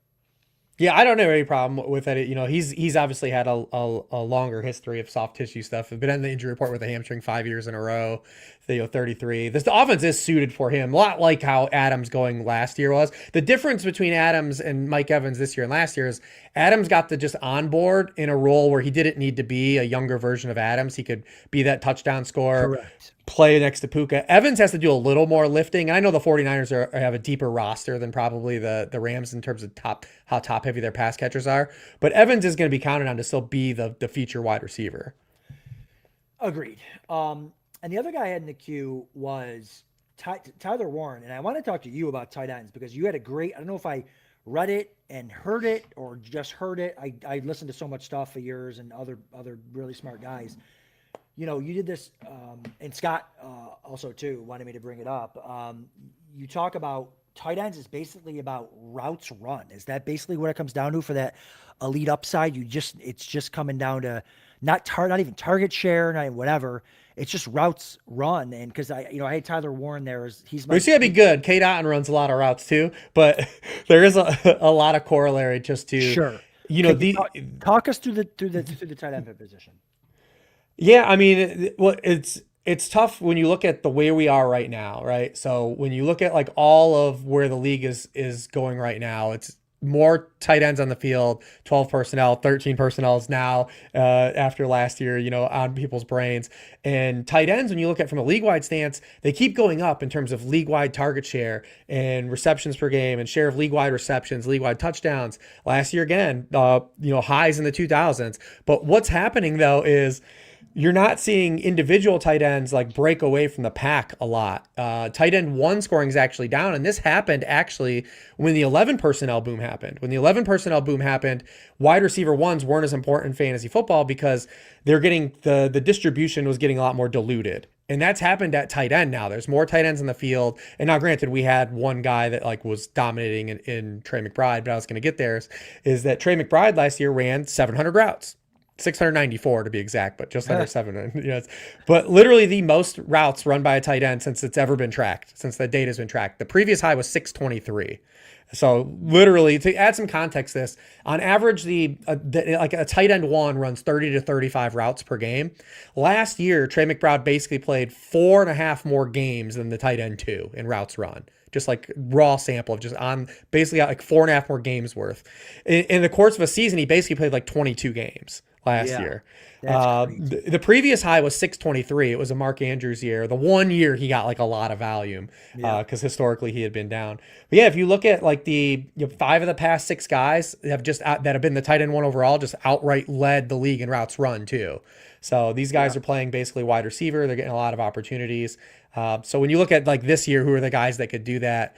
I think that's the teardown would be for like a Bowers. And McBride's probably not going to do it again. They're going to have a different type of infrastructure this year than last year, even though they have a hard schedule. They don't project to be a good team. Tyler Warren is interesting though, because I think the Colts could be worse than people think they're only favored in 6 games right now. Yeah. So he's a guy that already was playing 85% of the snaps last year. So he's not coming off the field. He doesn't come off the field on rundowns either. So he gets to play in that 2 tight end stuff, those heavy personnel packages where you get the play action stuff. So he's kind of a dark horse for a guy that could just be the outright route leader at that position too. Yeah, no, that's all great stuff. And it's a good way to kind of look at it. And if you would have asked me, dude, like, again, I'm not the numbers guy. If you asked me like, hey, you say 30 to 35 routes, I would have guessed 50. Like, it's just, that's such a small amount of routes, I feel like. But they're blocking a lot. It's not even about playing time. You know what I mean? It's about routes run and offensive structure and all that type of stuff. So that's all good stuff. Yeah. So again, I'm throwing guys in the queue. If you want to queue up guys too, if you have a position, like I'm happy to kind of cater. If there's again, tight ends, if there's any point there's a guy that you like love, throw him in the queue and then we can talk about it. But yeah, in these non tight end premium leagues, like I've just been letting the board kind of come to me for tight end, looking for tier breaks at other positions, which we could be coming up on one because running back and wide receiver, like this is kind of the area when you get to that like Laporta, Tucker Kraft, Kittle area, you start to just look around and feel it out. And it's like, oh, do I love any of these receivers or running backs here? And if I do still like a running back or receiver, I just take that running back or receiver and then just kick it on. Yeah. But sometimes you do have that break where it's like, I don't love, whatever, if it's, DK Metcalf or someone, you're like, I would rather just take a shot on Laporta. So a guy we had in our queue, a guy that Jared and I took in the 7th last draft was Deshaun Stribling. Where are you on him? I mean, he was a great, I think they traded up, they traded around to get him. They would have taken him in the first. I liked him as a prospect. Might be like, Evans is so banged up. At some point, Evans isn't going to play 17 games.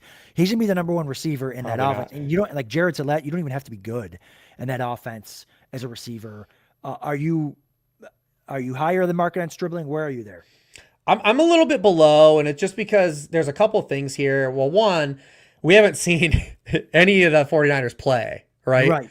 Like we haven't seen CMC play, we haven't seen Mike Evans play, we haven't seen Kittle play, and I understand like there's like an argument to like fade against these guys, which you can, but you don't want to overprice the contingency value either. Like because when the 49ers running their base offense, he's probably 4th in targets, maybe 5th, depending. We didn't get to say like what kind of impact does Deebo Samuel have. We also haven't seen him play in any 2 wide receiver stuff yet in preseason. It's all been slot work. It's all been 11 personnel.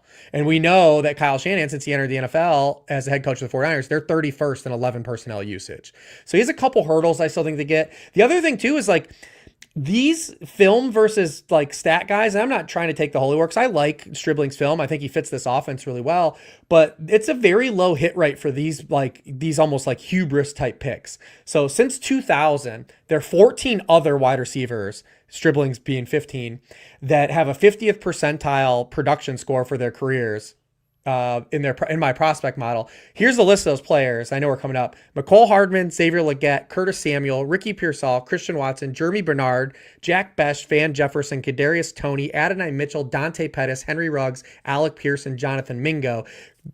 Stribling's the third Shanahan receiver in that list. Yeah. It's just not littered with a lot of hits. Yeah. So, I mean, I feel like we're a little bit ahead. Now, if you were to bet on one of these like low percentage guys to hit, this would be the spot, right? Good quarterback, good offensive coordinator, Yeah. littered with pass catchers that are behind the age apex and get hurt. injured. So I get it. So All right, we'll go all back right. there. We're on the clock. I got some receivers and running backs in the queue. If you like those, you can also check out the tight ends too. I didn't queue any of them up. I don't know if you like any of those. I don't think quarterback is the play here. No. Yeah. I'm good with either the top receiver you have or Josh Downs if you have a preference too. I think this is a solid format for him. But if you want to try to kick him around, I'm also fine with that as well. Let's go with the top guy in the queue. And then you can maybe try to sell me on. I mean, Downs might even come back around, and then That's what I said. He probably has a better shot to come so around. Quentin Johnston, then I just Yeah. want to make sure. Yeah, okay. Yeah, Downs. Downs scares me now with Keenan Allen there, but are we thinking? I mean, there's a running back in our queue that's fallen past ADP that I spoke out against the last draft, but you like this spot here? I don't like. I mean, it's a tournament, so he could be a league winner. But we do have two running backs that we're never going to bench. So I'm okay with tight end if you like one. I'm okay with another receiver in this format. Whatever you want to do. I do like the idea of another receiver, but I don't have a problem with that running back either. Do you like any ones that I did not queue up over the guys that I did? Not really. I mean, just because the only reason I'm leaning receiver here is I think we're at almost the firewall of the position, and if we don't take one, like it's going to be real bad for us when we come back. Agreed. We're going to be almost the heart of darkness. So that's then let's go. Okay, are you Downs or are you Diggs? I would personally be more Downs, especially on this team because we already bet on McLaurin. That's right. Good point. I didn't think about that. Okay, let's go Downs then. Yeah, and we need a little. The reason why I like Johnson and Downs, we need a little spark. We've got kind of like the older Adams, the older Henry. Like we need a little like upside play here, and I'm obsessed with Mike McDaniel in LA. I just think that he did it. Tua's awful. Now again, he had Achane was great. He had Tyreek. He had Waddle. We're all great, but Tua's terrible. And I just think that like with the quarterback, with the coaching staff, with the players around, I'm in Mike. Now, Mike McDaniel's not a leader of men. He's not a head coach, but he's a wizard, and the league needs more Mike McDaniels. And so Quentin Johnston, especially if you listen to, Matt Harmon, he's gotten better, but he's like 22nd percentile still for, receivers. But I just feel like McDaniel has talked him up too. I don't know if it's to try to boost his ego a little bit, boost his confidence. But where are you on Quentin Johnson? I mean, I know we already took him, but I just feel like it could be big for him this year. Yeah, and I think a lot of people still have that stigma. I know Matt Harmon's talked about this, the stigma of his rookie year, but he's continuously gotten better over his career. And people forget, like, he wasn't a boom or bust player last year when the offense was, he was healthy and the offense was healthy. Yep. The first 8 games of the year, he was a top 30 scorer, 6 of those first 8. He had 2 wide receiver 1 scoring weeks over that stretch. And then when you look at, the post Joe Alt injury, he got a hamstring injury, got banged up. Everything just kind of cratered on that offense. But I think people get lost that he was actually performing really well and had another stride forward. I think he fits this offense really well. I still think McConkey's going to easily out-target him, but there's potential for a larger outcome for him. Quentin Johnson is because he's going to get, I think, more shorter targets this year and get more yards after the catch opportunities, which he's been awesome. He's like a lot more rugged and physical. He's a lot more suited for those targets than McConkey. The past 2 years, 7.1 yards per catch on throws at or behind the line of scrimmage. He has 31 of those targets. The base rate for wide receivers is 5.6 yards on those catch. He also averages 8.9 yards after the catch on those because some are behind, so you get extra yards like a running back. McConkey on those same throws the past 2 years, 3 yards per catch, 6.1 yards after the targets. Like he's better suited for those types of throws, which this offense is going to run. Correct. Because it's what Mike McDaniel does. So Correct. You could just see Quentin Johnson on those drag routes behind the linebackers like they love to do, just catch it. And that's his game. Like I know he's big and strong and fast, but in college he was a yards after catch guy. Yeah. And so people expecting him to run these deep routes, and he doesn't have the best playmaking ability down the field. I just think he struggles with that. He doesn't, Yes. the high point, the tracking the ball, but you get it to him quick and let him run. I mean, he's not the Tyreek Hill, Waddle little speed guys, but he's big speed guy. And I think that'll be really good for him, for the offense. And, you brought up McConkey. Listen, in this exact same format, in this exact same spot last night, I took McConkey at the 302. I just believe in this offense. I agree with everything he said about the routes, but I just feel like they're going to figure out a way. And McConkey's the number one receiver on Mike McDaniel's offense. Right. So are you high? Well, he's going to get all the easy button stuff, like all Yeah. the stuff that's with the motion play action stuff. Like he's going to be the first read guy on all that stuff. And he's been awesome so far in his career in the small sample that we've gotten on those opportunities. But I'm with you. The other thing too I like about Johnston and where you can draft him is you do get the chance to have the opportunity to do the back stack with Herbert where you almost don't. He's kind of fun sometimes to do the back stack. And you get him at round 7 as wide receiver 5. Yeah, it's just like I think he really showed some stuff last year, and I think Keenan Allen's gone, and he's been gone, but like I think that it's going to be good for him. I was higher on Downs. I think Downs' ADP hasn't moved in a month, and it's just like good news, bad news. He can just kind of stays there. Does Keenan Allen showing up, does that hurt him on the underneath stuff? Downs' injury, like where are you there? Yeah, we wanted to be healthy, but I just think when you look at Downs and his trajectory, like this is a player that I've always been in on as a prospect. He's performed anytime he's gotten the opportunity to play. They're putting more on his plate, so you're getting a chance to buy him where we don't know where the ceiling is, right? Like we don't really know. Then he's had kind of all these other opportunities. I think like we don't know when Alec Pierce is going to be on the field. Daniel Jones' injury is to his plant leg, so can he drive the ball downfield to Alec Pierce? I think that actually helps guys like Downs and Tyler Warren.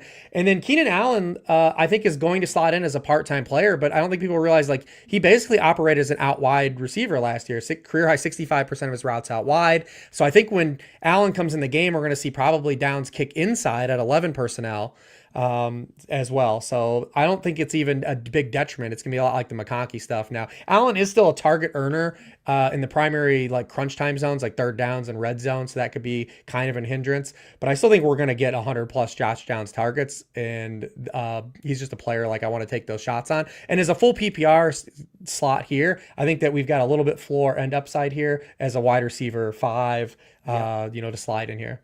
Yeah, no, I completely. And I just think we were going to be the receivers when we came back up next round. I think we weren't going to be happy with them as potentially being starters.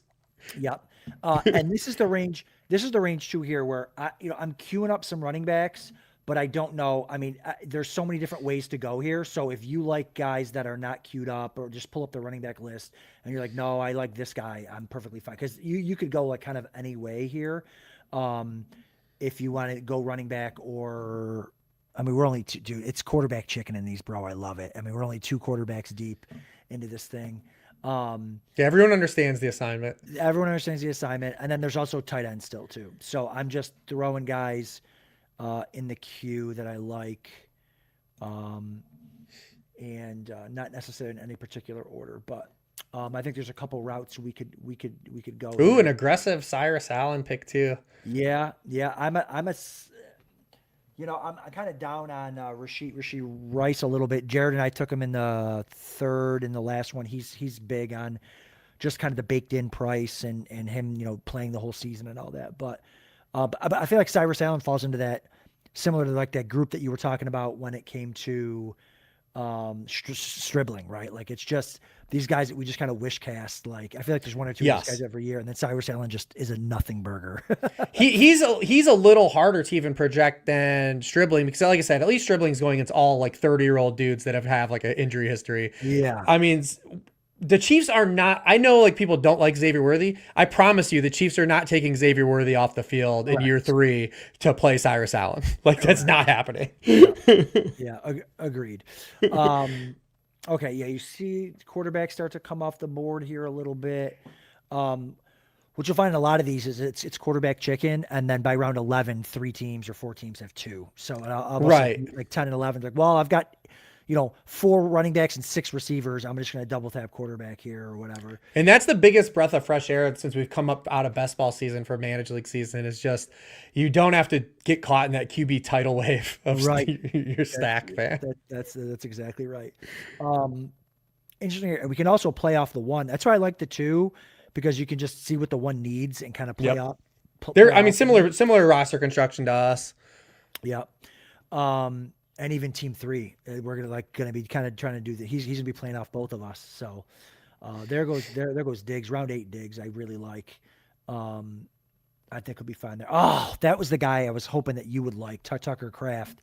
I think it's a great pick for him. Is there a tight end that you love here? Is there a running back that you love? Not so much. I was kind of looking at like that same area that you were, like the Jordan Mason Dowdles, like that. I don't have a problem with, Keaton Mitchell. He did have a setback today. Yeah. There's no one that I love here. Are there did the tight end stand out to you? No, not so much. I would be more of like maybe just like a buy the dip here, maybe on like a Chuba Hubbard just to have like a cromulent body. I'd be fine with Alec Pierce. Well, we took down, so probably not. Laporta, Fannin, I think would be probably my top 2 guys just from like a roster build stance, or we could buy like Lemon. All right, I'm gonna go Laporta over Fannin. I like Laporta more because, again, like I told you, I'm more of a touchdown forward player. Everyone has told you about this Lions schedule. Well, guess what? All the other Lions are really expensive, and he's cheap. Wow. Okay, Pierce, Dobbs, back to back there. Okay, so we're on the clock again. I think we'd still do Keaton Mitchell here. Okay. Yeah, I like him. It fits our build. Again, I've always got Chargers. Mike McDaniel. I don't know if we took him in the last draft with Jared, but we had him queued up. We were thinking about it.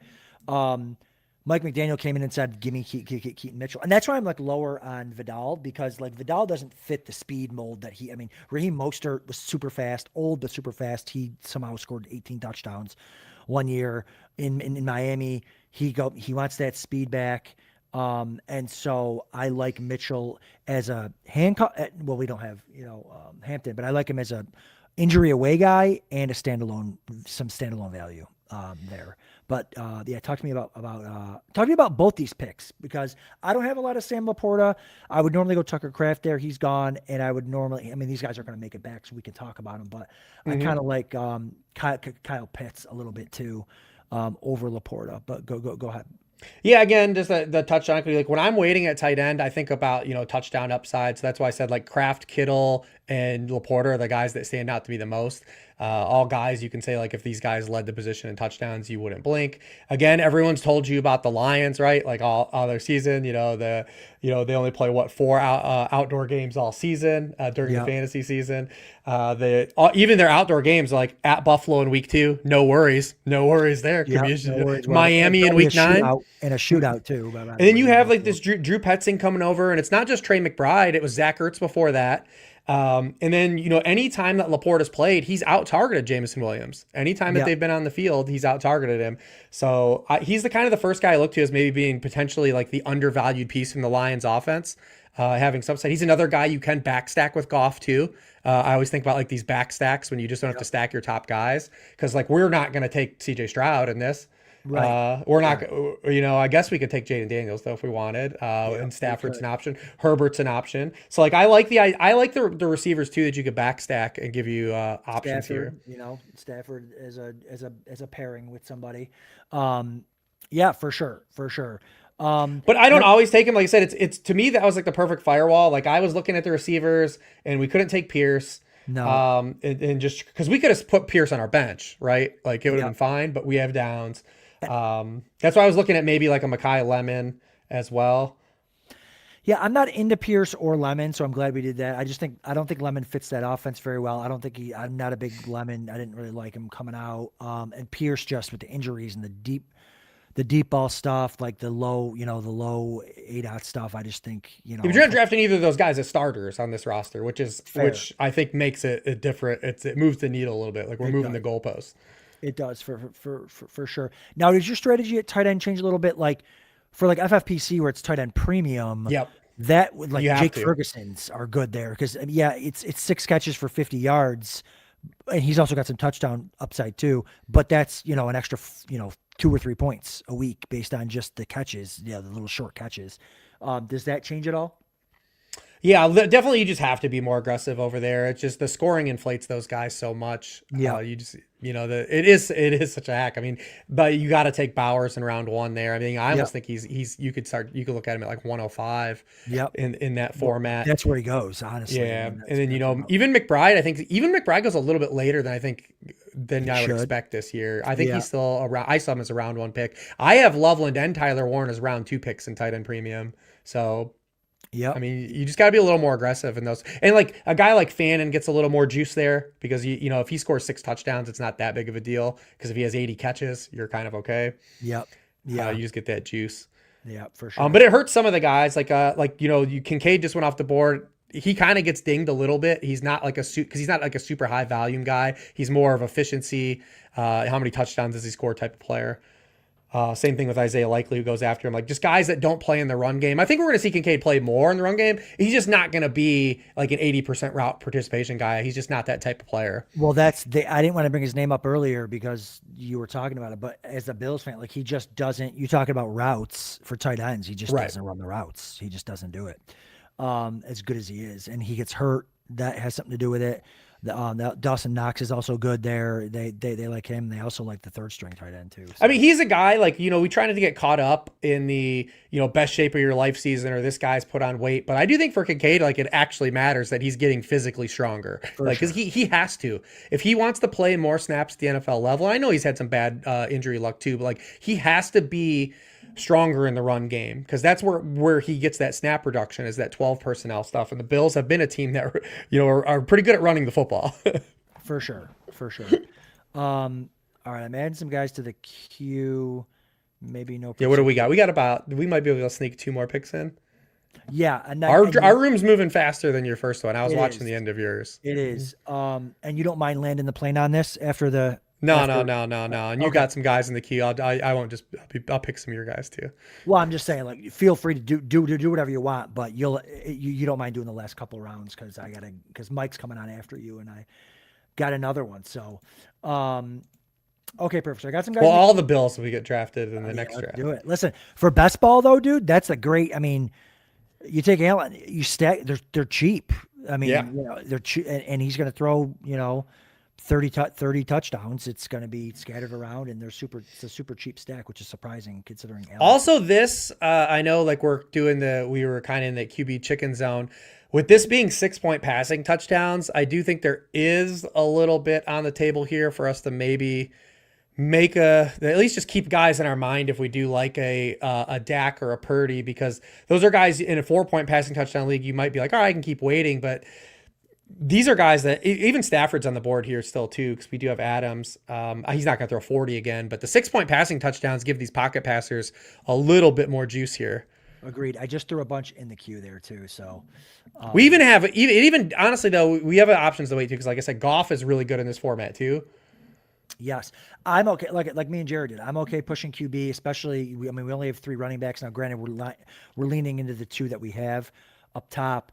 But again, if you want to scroll down that running back list, and if there's guys that you like, at this point it's almost like the Wild West, because yes, there's 15 running backs by ADP, but it's just they kind of mix and match every single draft, right? It's right.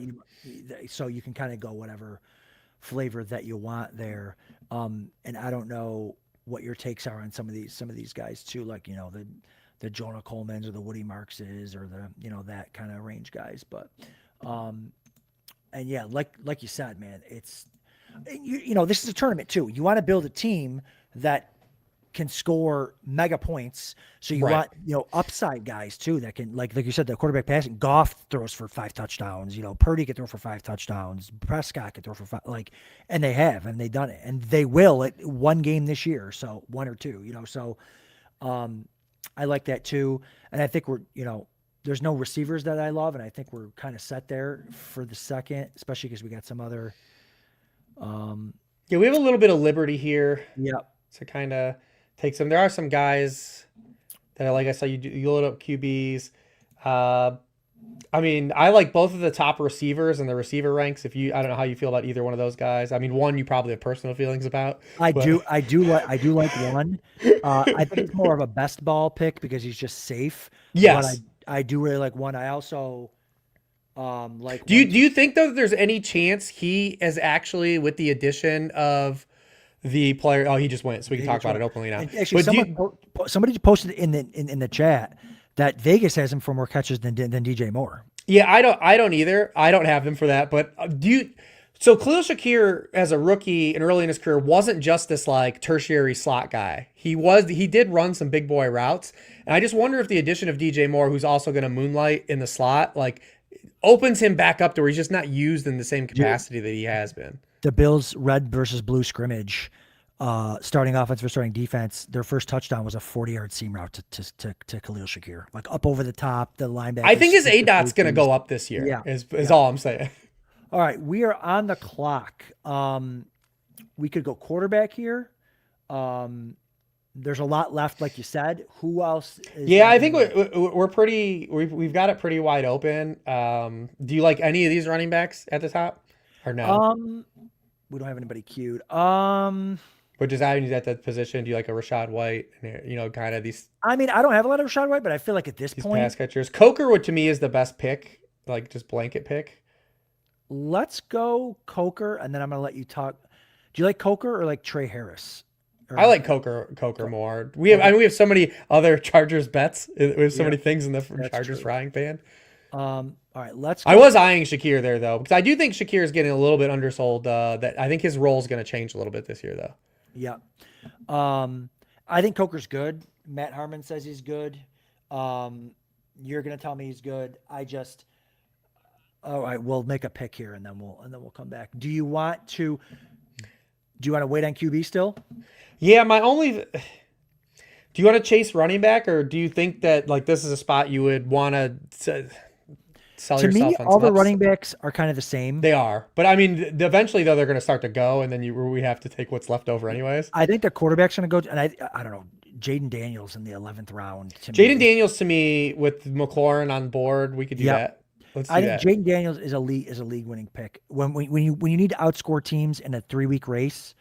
Correct. I think he's with the rushing and the passing and yes, they lost their left tackle, but if he's back to listen, I've been doing this. You get one tough one. They've got in the fantasy playoffs, they open with the Falcons, which you love. Yeah. Then you go at Minnesota, which you don't love. Yeah. And then at Jacksonville, you love again. So yes. Yeah. So I think that I've been doing this so long, Rich, in my biggest years where I finish, like last year I finished top 3 overall in the FFWC, main and mid stakes, and my FFPC years, the years that I have the best teams are the years where I take those 10th, 11th round quarterbacks that smash. Now, again, we took him as 1, 2, 3, 4, 5, 6, 7, 8. We took him as QB 8. So that's still pretty solid for him. Still pretty solid, but I think that, again, his upside in these 3-week races is just so big and so good. And like you said, he fits with the McLaurin. With McLaurin. For sure, for that stack. So I like that. Now I think we're going to have to pound running back for the next couple of rounds here. We got our tight end. I'm happy about that. We got our quarterback. I think we're just going to have to take some flyers at running back. If you have like some personal flavors that you like late, throw them in your queue so at least know you're looking at this guy. Whether it be it doesn't need to be in any particular order, but I'm kind of a sucker for the injury away backs that I think are good enough, like the ones I'm throwing in the queue, because that's again how do you build a super team? Well, the starting running back goes down, the backup comes in, and he's not the starter, but he's I mean, you see that every year, one or Right. two injuries, and then all of a sudden, bam, you have yourself a top. Like I mean, Corum is an example, but he goes really high. But even like a Marshawn Lloyd, right? Like if Jacobs goes down, Well, if to me, Jacobs there's an obvious one that you put him in the queue. I saw that though. yeah, yeah. Like if like Jordan Mason, for example, I mean, he goes ahead of the other running back there. But if the other running back were to get hurt, Mason would be a 5th-round pick. Maybe even higher. Marshawn Lloyd, if Jacobs goes down, Marshawn Lloyd would be a 4th or 5th-round pick. So it's like you just want that value there. I think works really well. And that's I'm kind of a sucker for those guys rather than a guy that's in like a split backfield. I'm trying to think, like a Dylan Sampson or something. Like, yeah, he's got more standalone Right. value than some of these other guys, but if the other running back goes down, Judkins, like Sampson's really not going to be a superstar, right? They probably bring in somebody. Yeah. I mean, I like the idea like we did, like I said, Shakir and Coker were the two guys I was watching just because, getting those guys as your bench wide receiver, because we're going to have to play them and we're going to find injuries anyways, because that's what happens in fantasy football. Just having that bench wide receiver as a pivot is nice. So That's fair. Yeah, sell me on Coker a little bit, and then Mike isn't in the room yet, and we're up in 6 minutes. So talk to me about Coker. I just don't see Coker, even if Tet gets hurt for the year. I just don't see Coker as being, because they're like, that's why I'm kind of down on Tet. Even Tet needs 30% target share to even like pay off his ADP, I feel like, and I just don't know if Coker is good enough and can be a league winner. yeah, I mean, he'd be more of a guy like you're just looking to get like the right pockets of production from, because we're not starting him every week. We're looking to either have him whether we're playing matchups or maybe like Tet has like a pool and misses like 2 or 3 games, right? And we're able to get a little bump out of him there. So that's just kind of all I'm looking at. He's like a cromulent backup receiver, right? Like a glue guy.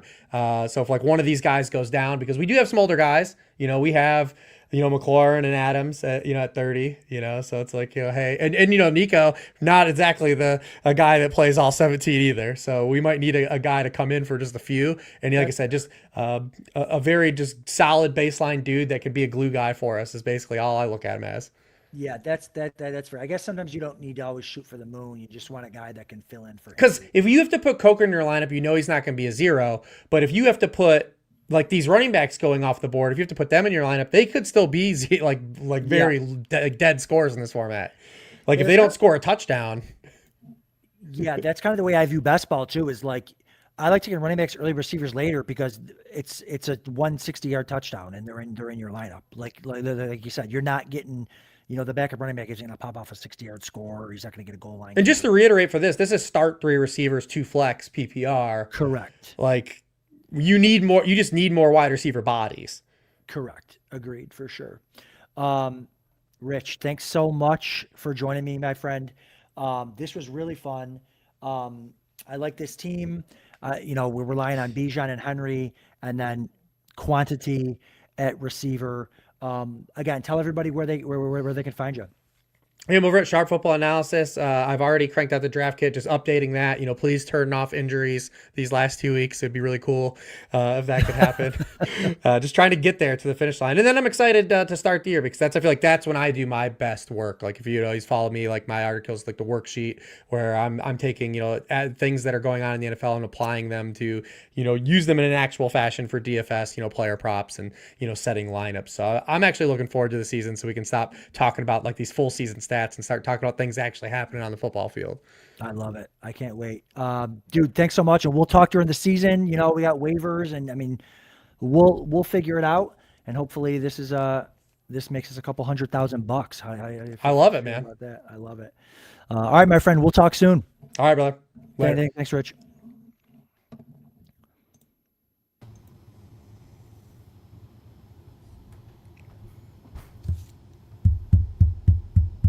Welcome to the deep end, everybody. You're supposed to intro us in. Come on, isn't that your job? Come on. Deep end theme. I remember the theme from Chips. But I'm struggling right now to remember the deep end theme. But I know it's like this. It's a sharks, shark, and it's it's very the deep end. intimidating. It's very much. It's the deep end, and you don't want to go in the deep end. No. You don't. And I've been living in the deep end all night, so Me too. it's been scary. That's right. You've had a day. I've had a day. I wonder if anyone has done what we've done. You being golf, podcast for a main event, and now a podcast for FBG. I coached double sessions for soccer today. What does that mean? Live stream 3 straight drafts. But it's a night, and I'm excited for it. What does a double session for soccer mean? Who are we talking about? Kids?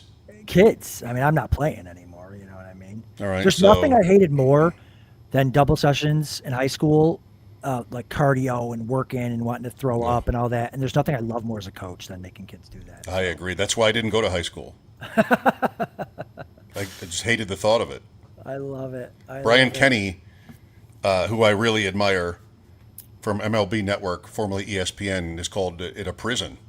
Schools are a prison, and you don't really want to flaunt that take necessarily, but you don't want to tell your kids that. My daughter's first day of school, I have told my kids that, and my daughter's first day of school was today, and she said it was okay. Like, I'll take it. That's right. Who's making the picks, me or you? You. Really? I can make them. Your fingers are tired? I'll do it. I've been doing this for the last one, so I love it. I've trained my left hand, and don't overread this. I've trained my left hand to be able to make these picks, for the most part, successfully. So I've put myself on the line here. You're getting the second pick in every draft? Second pick. This is my second, but this is a little different because it's third round reversal for this, so it'll be a little bit different. So everyone, thanks for sticking with us, tuning in, whatever. This is football, guys. This is the one I did with Jared Smola, same tournament 2 drafts ago. How did that go? It went well. I gotta be honest. I don't remember much. It was it was CMC. It was Drake London. It was whatever. Gibbs goes. Are we Bijan? Yeah. Unless you're so exhausted by drafting him that you want to, quote, get cute. I think he's got to be the pick, though, right? I don't want to get cute. I want Bijan. Okay. All right. So how many Bijan Robinson teams do you have? Now I had 0. Now I've got like 3 or 4 this week, so I'm super thrilled about that. Actually, I have 3, and then I have 1 Gibbs. 2,000 yards. What do you think? Yes. I'll take 2,000 total yards. I'll take get me to the 3-week race and then have a week like you did last year, week 16 against the Rams. Mm-hmm. I'm Mike Schopp, by the way. This is Mike Schopp. This is humble legend, old friend, old cohort. The draft is paused. What happened? Did he not want Gibbs? Are we getting Gibbs? Anyways, one quarterback, 2 running backs, 3 receivers, 1 flex, tight end, kicker, defense, tournament, third round reversal. Are your kids watching? Are they up? Oh, they're up. We haven't started school yet, Mike. So they're going to be up till they're not happy with me because I think there's a Fortnite tournament tonight, and I'm in. Also, your Red Sox just scored 4 in the 11th to take the lead in Miami. What a night! What a season for those. What a season! What a season so far. No one's afraid of Chase. He went at the 103. Actually, Devin. I don't know if you noticed in the last board, Devin Achan went at the 103 in our. Or no. I'm sorry. He went as the RB3 in our last one. The one that I think you can do a lot of things at the RB3. I mean, I've been in drafts when it's Kenneth Walker, Chase Brown, James Cook, of course McCaffrey, of course Taylor. I mean, you're talking about Achan. It's obviously been Genty a number of times. That's 7 guys. Maybe Hampton. I mean, I think that's the way this season has gone, where you can draft. I mean, maybe it's more than that. Is there anybody I'm missing from that list? Barkley? I'm not sure I've seen Barkley go as running back 3, but he might go running back 5. I think I've seen sometimes. Chase. I think I may have seen Chase Brown. It was RB4. Like people, there's. I was in a main event and he went at 104. I saw a home league draft on Twitter where Ashton Genty went 101. So I don't know. Well, I'm not sure I can top that. We'll see If you're going to invoke home league drafts, I'm not sure I can top that. Yeah, nothing crazy still. I mean, JT at the RB3 over McCaffrey. I mean, McCaffrey, he shows back up to practice, and now nobody wants him. He went as like the RB5 in the draft I just did with Rich. Right. Like, oh no, now he's gonna get hurt now that he's at practice. What is your feeling about the effect of third round reversal in these?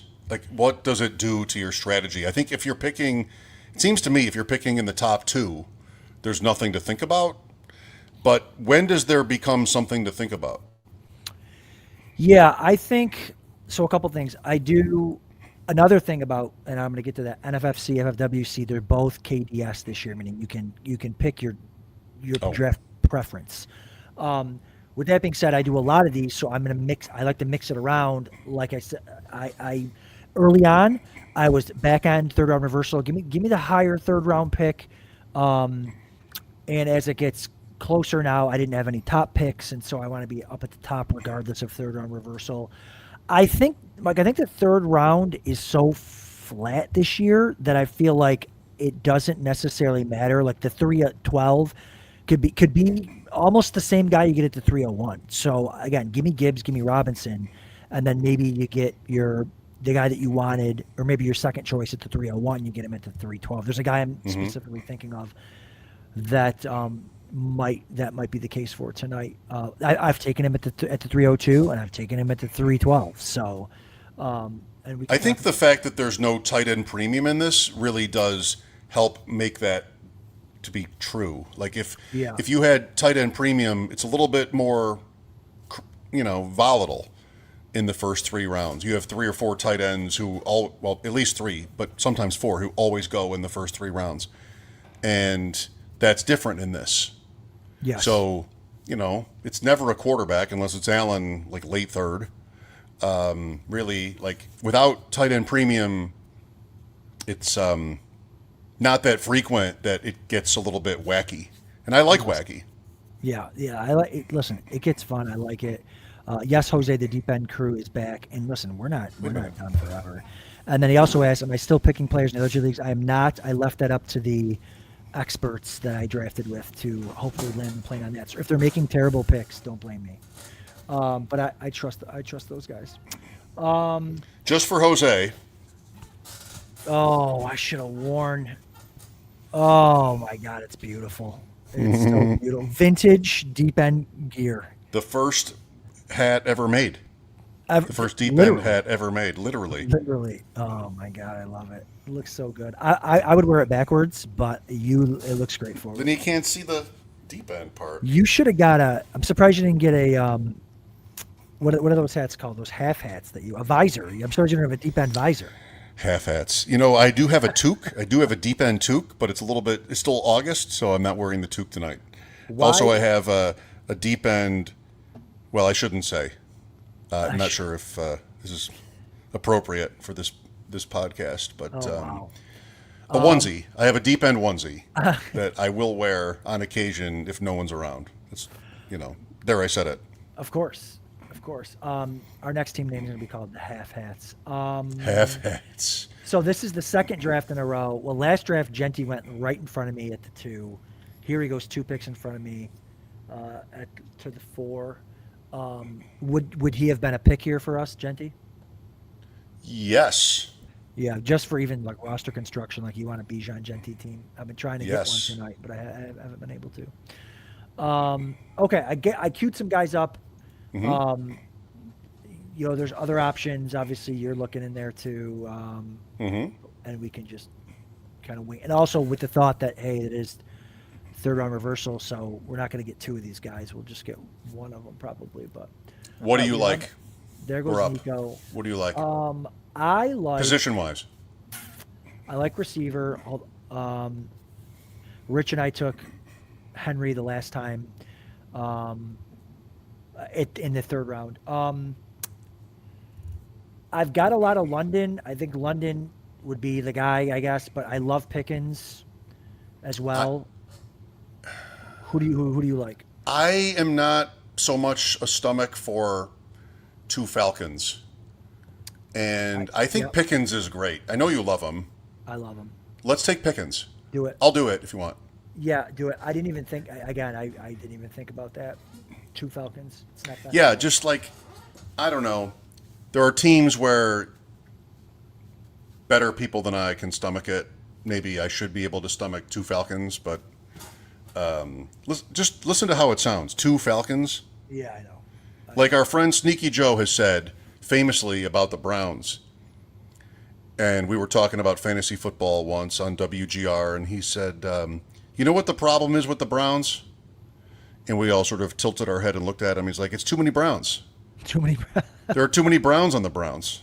Like you just, Right. That's too many Browns. That's right. So I don't want all the Falcons. I mean, it's late in the year, right, Adam? And a lot of these picks are pretty close to equivalent. I would have taken Neighbors there. I would have taken Olave probably there. They both went. I would have taken them both also. You know what I love about doing like a draft-a-thon, pod-a-thon like this is getting different perspectives from different people. Rich was a little bit more down on Pickens because he doesn't think, it's just, he thinks it's going to come back to more Lamb's going to be better, which I don't necessarily disagree with. But I'm also very high on Pickens too. So it's like one draft we pass on him, this draft we take him. It's good to build different rosters, but I think Pickens is electric, and that's the type of player that you want when you make that 3-week race. You want those guys that can smash. But I would have been okay with Drake London also. And this is what I'm talking about, like the third round. Zay Flowers, I've seen him go in the early fourth. Here he goes to 301. It's just kind of whoever falls to you. And so, again, feel free to throw guys in the queue as well. Okay. Look at the receivers. You're so right. I would do that. I know we like that guy. 5 away. Just did this earlier tonight. I think that's interesting. Yeah, Gotta love it if you're watching the show and you're like, oh, who are they talking about? But you will find out. You will find out who we were talking about. I would have pounded the table for Ladd McConkey, but he goes, so it doesn't matter. I made the case for Ladd McConkey last draft. What do you think about these teams that do the two tight ends like that? You just had one of these, I think, with Rich. I just had one last draft, I think. Yeah, with Rich. He went, so the last draft that he went running back, tight end, which is difficult to do when you have to start 3 receivers. And it was 2 flex in the last one. In fact, I can maybe pull it up when we get a lull. I'll pull it up and see see how his team looked. But he did go receiver. So if he comes back with receiver, if it's not tight end premium, those guys both have to absolutely crush, and you're going to be behind at receiver. Even if your next 2 picks are receivers, I think you're going to be behind. So it's tough. It's tough. I just like playing around. I know we just said this line and got made fun of on the last stream, but I like playing around at tight end.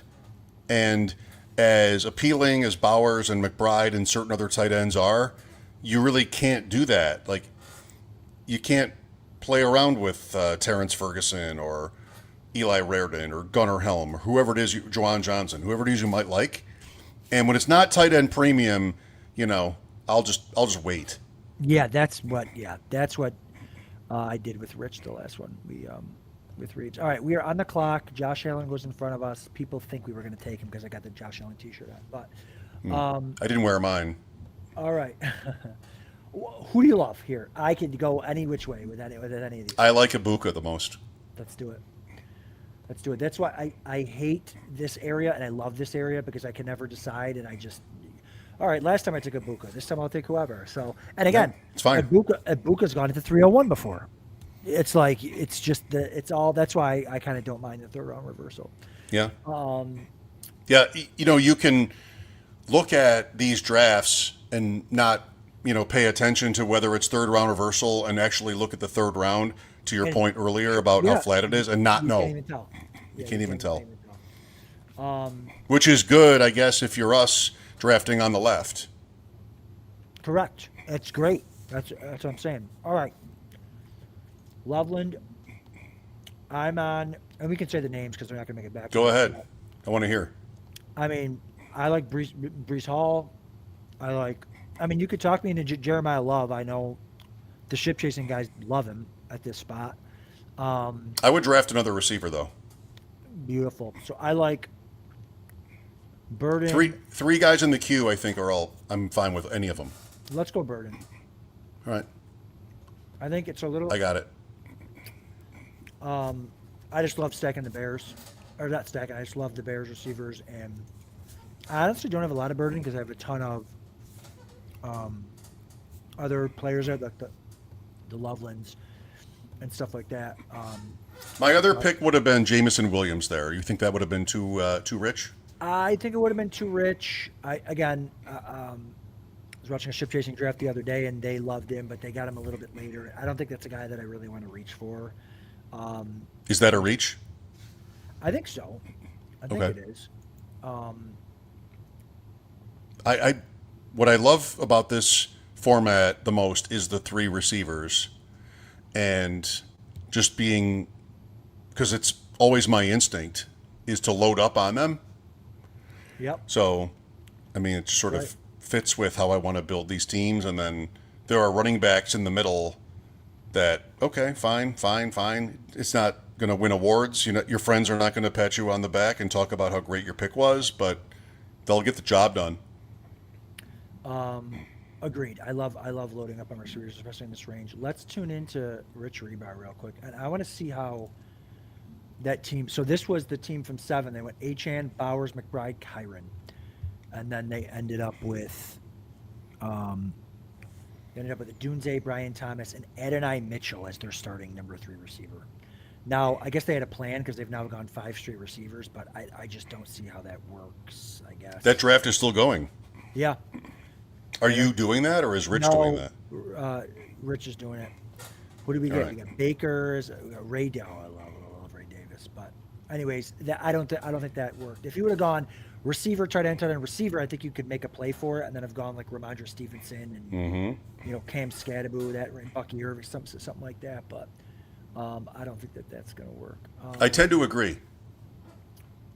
Let's see. R.J. Harvey, well, that's running back 3 in their case, so Yeah. that's maybe fine.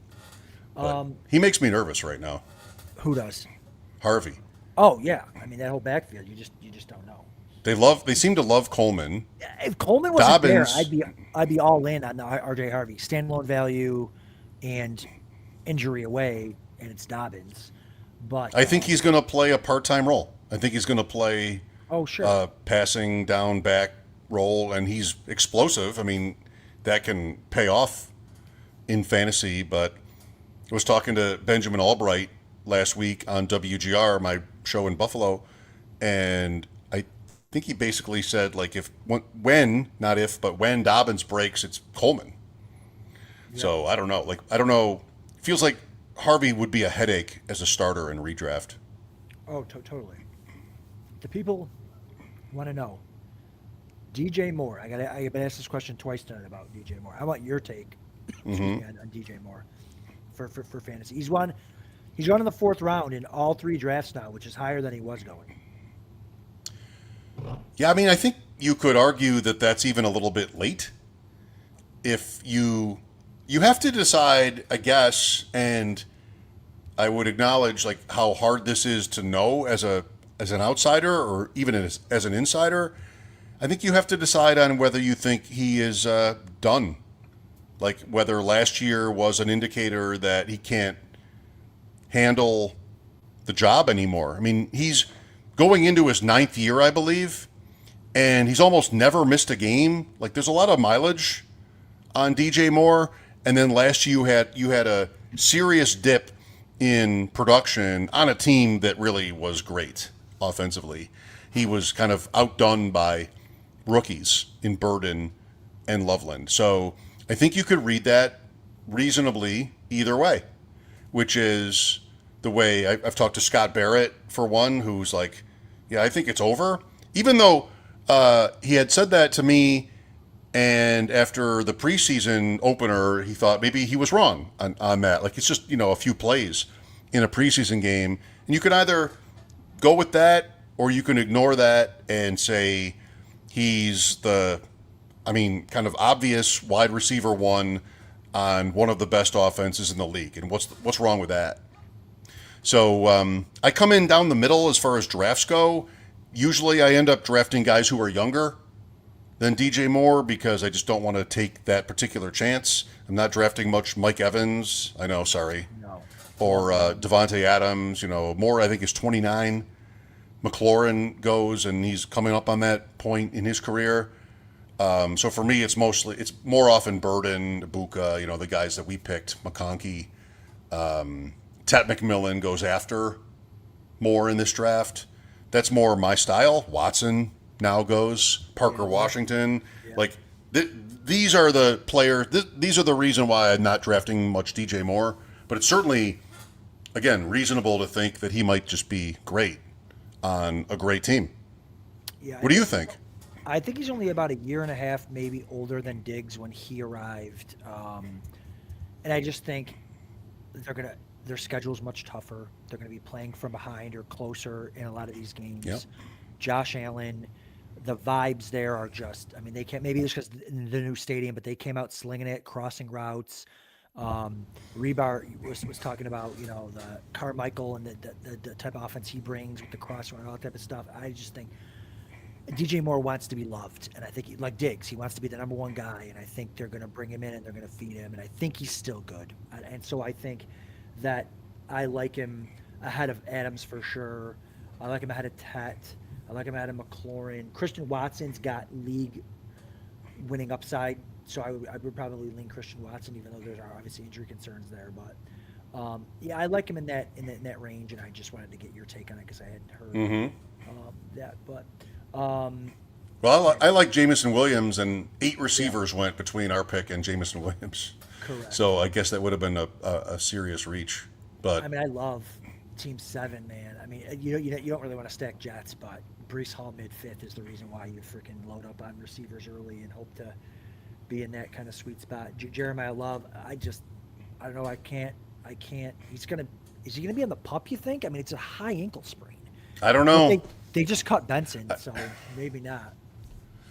I just am a little bit afraid of those teams that are sitting with such low win totals like Arizona and Miami and even the Jets. Like, I'd just rather not bother with them. So, you think about Genty as a comparison to Love, and I think the sentiment on Genty is that, like, last year was a letdown, but he did have 1,300 some yards from scrimmage, maybe 10 total touchdowns. Like, it wasn't a disaster.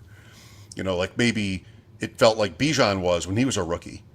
So, I think Love is fine, even with the injury, but I'd rather build teams this way. When you get the 102, top, 101, 102, you draft your running back, pile up on the receivers, then you never really see yourself getting Brees Hall or Jeremiah Love. It just doesn't happen. But I think we can get home at running back as we go. Agreed. With that being said, we're up in 2 picks, and I don't love any of the receivers. Uh-oh. There's one running back that I just put at the bottom of the queue that I kind of like a lot, and then I put in 2 more. and he just went right in front of me. Mother of the sacred Lord. Okay. Who? Price? Price, yeah. I really like Price. We're up? For this build, and we're up. Anyone that you love? Sure. Lots of guys. All right, pick one because I don't love it. I don't have a. You want a running back for sure? No, it doesn't. It can be whatever. Well, the pressure's on. And then you can talk me into it. I'm not going to hate it because they're all in the same tier for me. So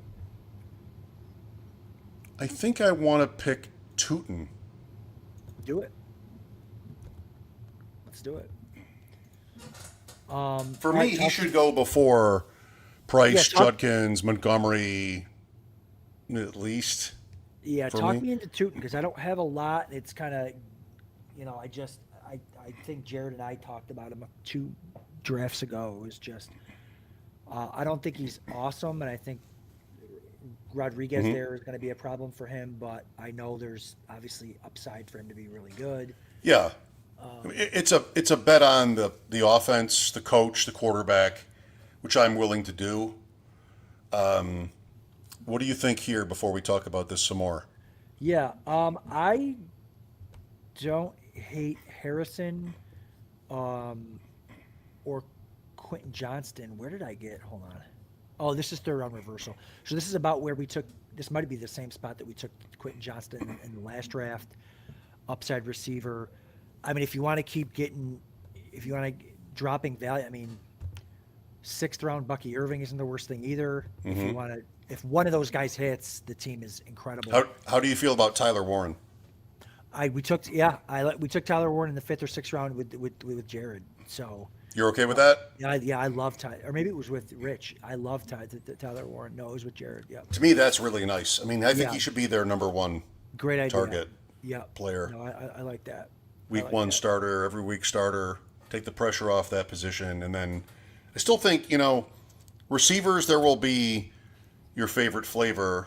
And then running backs, there'll be a couple guys in the next 4 rounds that we'll talk about maybe starting in week one. And, at that position, you end up, guys get hurt and making changes all the time. I don't want to have to do that at receiver, so receiver will be a priority, in my opinion, next turn. But, yeah, just, lock up a second one with high upside and then see what comes. See what fall. Yeah, no, I like that. Quarterback's going a little bit earlier in this draft. Burrow. Than the last two. And dude, what do you think about the quarterback position this year? I mean, last draft was Drake May second. The draft before that, I think, was Joe Burrow second. Now you got Lamar. This year's been the weirdest year for quarterback. It's Josh Allen always, and then it's 2 through 6 are like every draft is different. Yes, sorry. That's the nature of it. I mean, Allen is on his own tier, and then those next 5 or 6 guys can get scrambled. You have teams that, like Burrow going to the 1 is probably because of Higgins. You can see, obviously, you see stacks in those situations, but like almost anybody that I follow and read and listen to, they love the quarterbacks in the middle. Yep. So for me, I don't think I have any Allen teams. Adam just feels like I have one. I have one when he fell to like the 601. I was at the turn. Okay. 601. I'm like, you know what? Okay. Yeah, but I just don't like how it feels going forward when you do that, and you also have the added pressure or just sort of thought that you don't know if you want a second one anyway at all in a redraft league. So that cuts out a lot of players. I mean, that cuts out Bo Nix going in the 15th round or something. You never want to do it because you drafted Josh Allen. If you drafted Dak Prescott as your first quarterback, then that's different. So I don't know. I just never end up with Allen. I never do it. Even Jackson, who you and I have had fun with in the last decade, talking about who's better and everything else. I mean, Jackson is, I love him, but I'm not drafting him this year either, or May, really. I'll just wait. Oh, let's wait. Yeah, I feel the same way. I mean, me and Jared just did it, and then me and Rebar just took Jaden Daniels in the 11th round. Yeah, I saw that. I was watching that. Wonderful. The Golden Girls ended, and there's that last few minutes where it's going to be the credits, and there might be like a little funny 30-second thing, and then the theme song. But if you're an experienced viewer, oh, that's just not going to be anything. So you end up you're done with the show at like 7 minutes before the hour. Yeah. Is that the draft? No, just like a sitcom. So I had a little extra time to check in on you and Lord Reeves. Yeah. No, good. Right. Yeah, I think Rich did the same thing. He was peeking at mine and Jared's draft. By the way, shout out to Team 10, Paul D'Ambrosio and Jerry Opalecki, old friends flag football guys that saw my post about it and were like, "Hey, how do we get into this?" And I walked them through it, and here they are, and their very first All right. NFFC draft, very first tournament. I think this might be one of the higher stakes leagues that they've done. They're at pick 10, and they're running back. You know, they don't care. They're going to get Chase Brown, Saquon Barkley, and I love Devonta Smith. Cam Yep. Skadaboo kind of goes anywhere from. I mean, I think he went in the 5th round in a couple of the drafts I've done tonight. But I see it. You want running backs with catches and goal line work, and that's going to be him. Those guys were, you know, Adam, how do I get into this? And Adam said, I'm going to need $350. And then the rest, it just comes naturally. The rest is history. Yeah, the addiction will kick in. Do I know those guys? I mean, I do now, but You do not. No, you do not. Great. you and I are going to Kentucky this week. I am so excited. I feel like every year too, when I do one of these Draft-a-Thon, I think one year we did it the night before I was in for Kentucky, and it's just like I can't even get excited because it's just all this stuff. But after this is done, I'm ready to start packing my bag. And you're leaving a day before I am. Yes, I'm leaving Thursday Oh, because I have a draft Friday. Last year Yeah. I felt like I missed a big chunk of the event because I didn't get there until Friday night. and speaking of Kentucky, Russell Cruz drafted from the 12th spot in my last draft. Friend of the show. Is he in here? No? Good. No, he was in the last one. He went CeeDee Lamb, Drake London, Luther Burden. So Look forward to seeing him, but I don't really want to be playing against him. No. I'm sure I will be this weekend. I mean, Mike, last draft I was in, it was the main event. Nelson Souza, Santos at the 3, Chad Schrader at the 5, Meyer at the 8, Andy Palermo at the 9, Hirsch at the 11. He works with Rich, and Russell Cruz at the 12. And forgive me if Stevens, that might be Jeremy Stevens that owns Circa for all I know. I mean, he might just be getting some practice in for the Legacy 100K league. So I mean, it's just that it's amazing. You know, these 350s. It's almost like an entry point. It's like everyone's kind of first time getting their feet wet, and you recognize some names in these too. But man, those main events are just, especially this time of year, just loaded. Well, I'm excited about your friends who are joining, but if it's not out of line, I'll just say, like, thank God it's them instead of all those people you just mentioned. Right. That's right. They could, anything could work. I mean, they could win Yeah. easily. For sure. Their team makes sense. All right. Let me look at our queue. All right, we do have something. Those same guys are in there, so I don't hate that. Yeah. I've missed that football guys logo. And I have tabs open. I mean, you and I are both longtime subscribers, and I have tabs where I see that football guys logo and Sigmund and those guys. But now it's the draft. Like this is the football guys online championship. So, I mean, that's a very distinctive, famous logo. Maybe the most famous logo in fantasy football. It might be that, and the Draft Sharks fan. I mean, come on, we don't want to give them any. Okay. But I'll consider it. I have 15, at least. Oh, I gotta have more lifetime subscriptions to football guys. So Yeah. I hope I live to 1,000. You're just hoping that when you die, you come back and can still use it. Can I? And then 15 times. Is it like when you buy seats to the Bills' new stadium? Can I like give those To family PSL? when I pass away? Yeah, the PSA licensing. I have made you multiple offers for one of those so that I don't have to get on my knees and beg Sigmund for, like, because we've asked so much of his time Yeah. on WGR over the years. Like, I really don't want to ask him for subscriptions, so I buy them.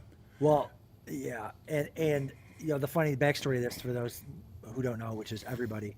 We were at the FF Expo one year, and they were doing auctions and tickets for its prizes. And one prize goes, it's like a Jerry Rice autographed rookie card. And then I win, and it's a Football Guys lifetime subscription, which I have 12 of those. And then the next one's like a, Jahmyr Gibbs autographed jersey. I'm like, what just happened? Like, how did that happen? So there goes our entire queue of receivers gone. Do you still have the chase ball from that poker I tournament? do. It's in Lucas's room, ready to roll. All right. Are we thinking receiver here? Are there any Yes. other, it's kind of ugly. I I'm throwing some guys in the queue. I kind of like that third guy that I threw in there. I don't have a lot of him, but I do. I like this guy that I threw in there. I can get on board with that. I feel like the value is probably going to be no. There's a couple of running backs that make sense at ADP, but I don't. I could be talked into running back also at this turn at one of these picks because I'm not the biggest, and we're both betting on Tootin's the upside, but if it doesn't hit, it's not like the first round CMC where you're betting on him to stay healthy, and if he doesn't, the draft is kind of shot. You can still, like, if Tootin doesn't hit, he's a 5th round pick. We could still take another running back that can help us in this range too. So I think I'm going to do the same thing I did a couple of hours ago on the ship chasing stream, which is like, yeah, but I'm pretty sure between rounds 8 and 11, we'll get at least 2 running backs that will be open to starting as early as week 1. yeah, And I think with 2 running backs already in the fold in Bijan Robinson and Bashal Tootin, then I just don't feel any particular pressure to push that position here. yeah, and RB2 in this roster is going to be our least important position, and Bijan Robinson is a running back and a half on our team. So I would take Stribling. love that. Let's do it. All right, I got it. I think the cool thing about Stribling is, like, it's funny when you start to do enough of these drafts. And tonight, I really noticed, for some reason, he's way down the receiver list. Like, I went down and grabbed him. Like, he was literally under like Trey Tucker, like down in there. So I think people forget about him if they're not used to this kind of ADP board here. Right. Not every site is the same for Correct. recalibrating that. Correct. I know Kentucky is another one where you really want to scroll Right, down. deep. Yeah. I like Golden too. All right, so we're back on the clock. Quarterback not in play. Tight end not in play. And if you like those other running backs later, we can keep going. I mean, I like Pittman. I like Diggs. And if you like somebody else, feel free to speak up. Casey Concepcion, Yep. I could go for him too. So we've got 4 already in the bank.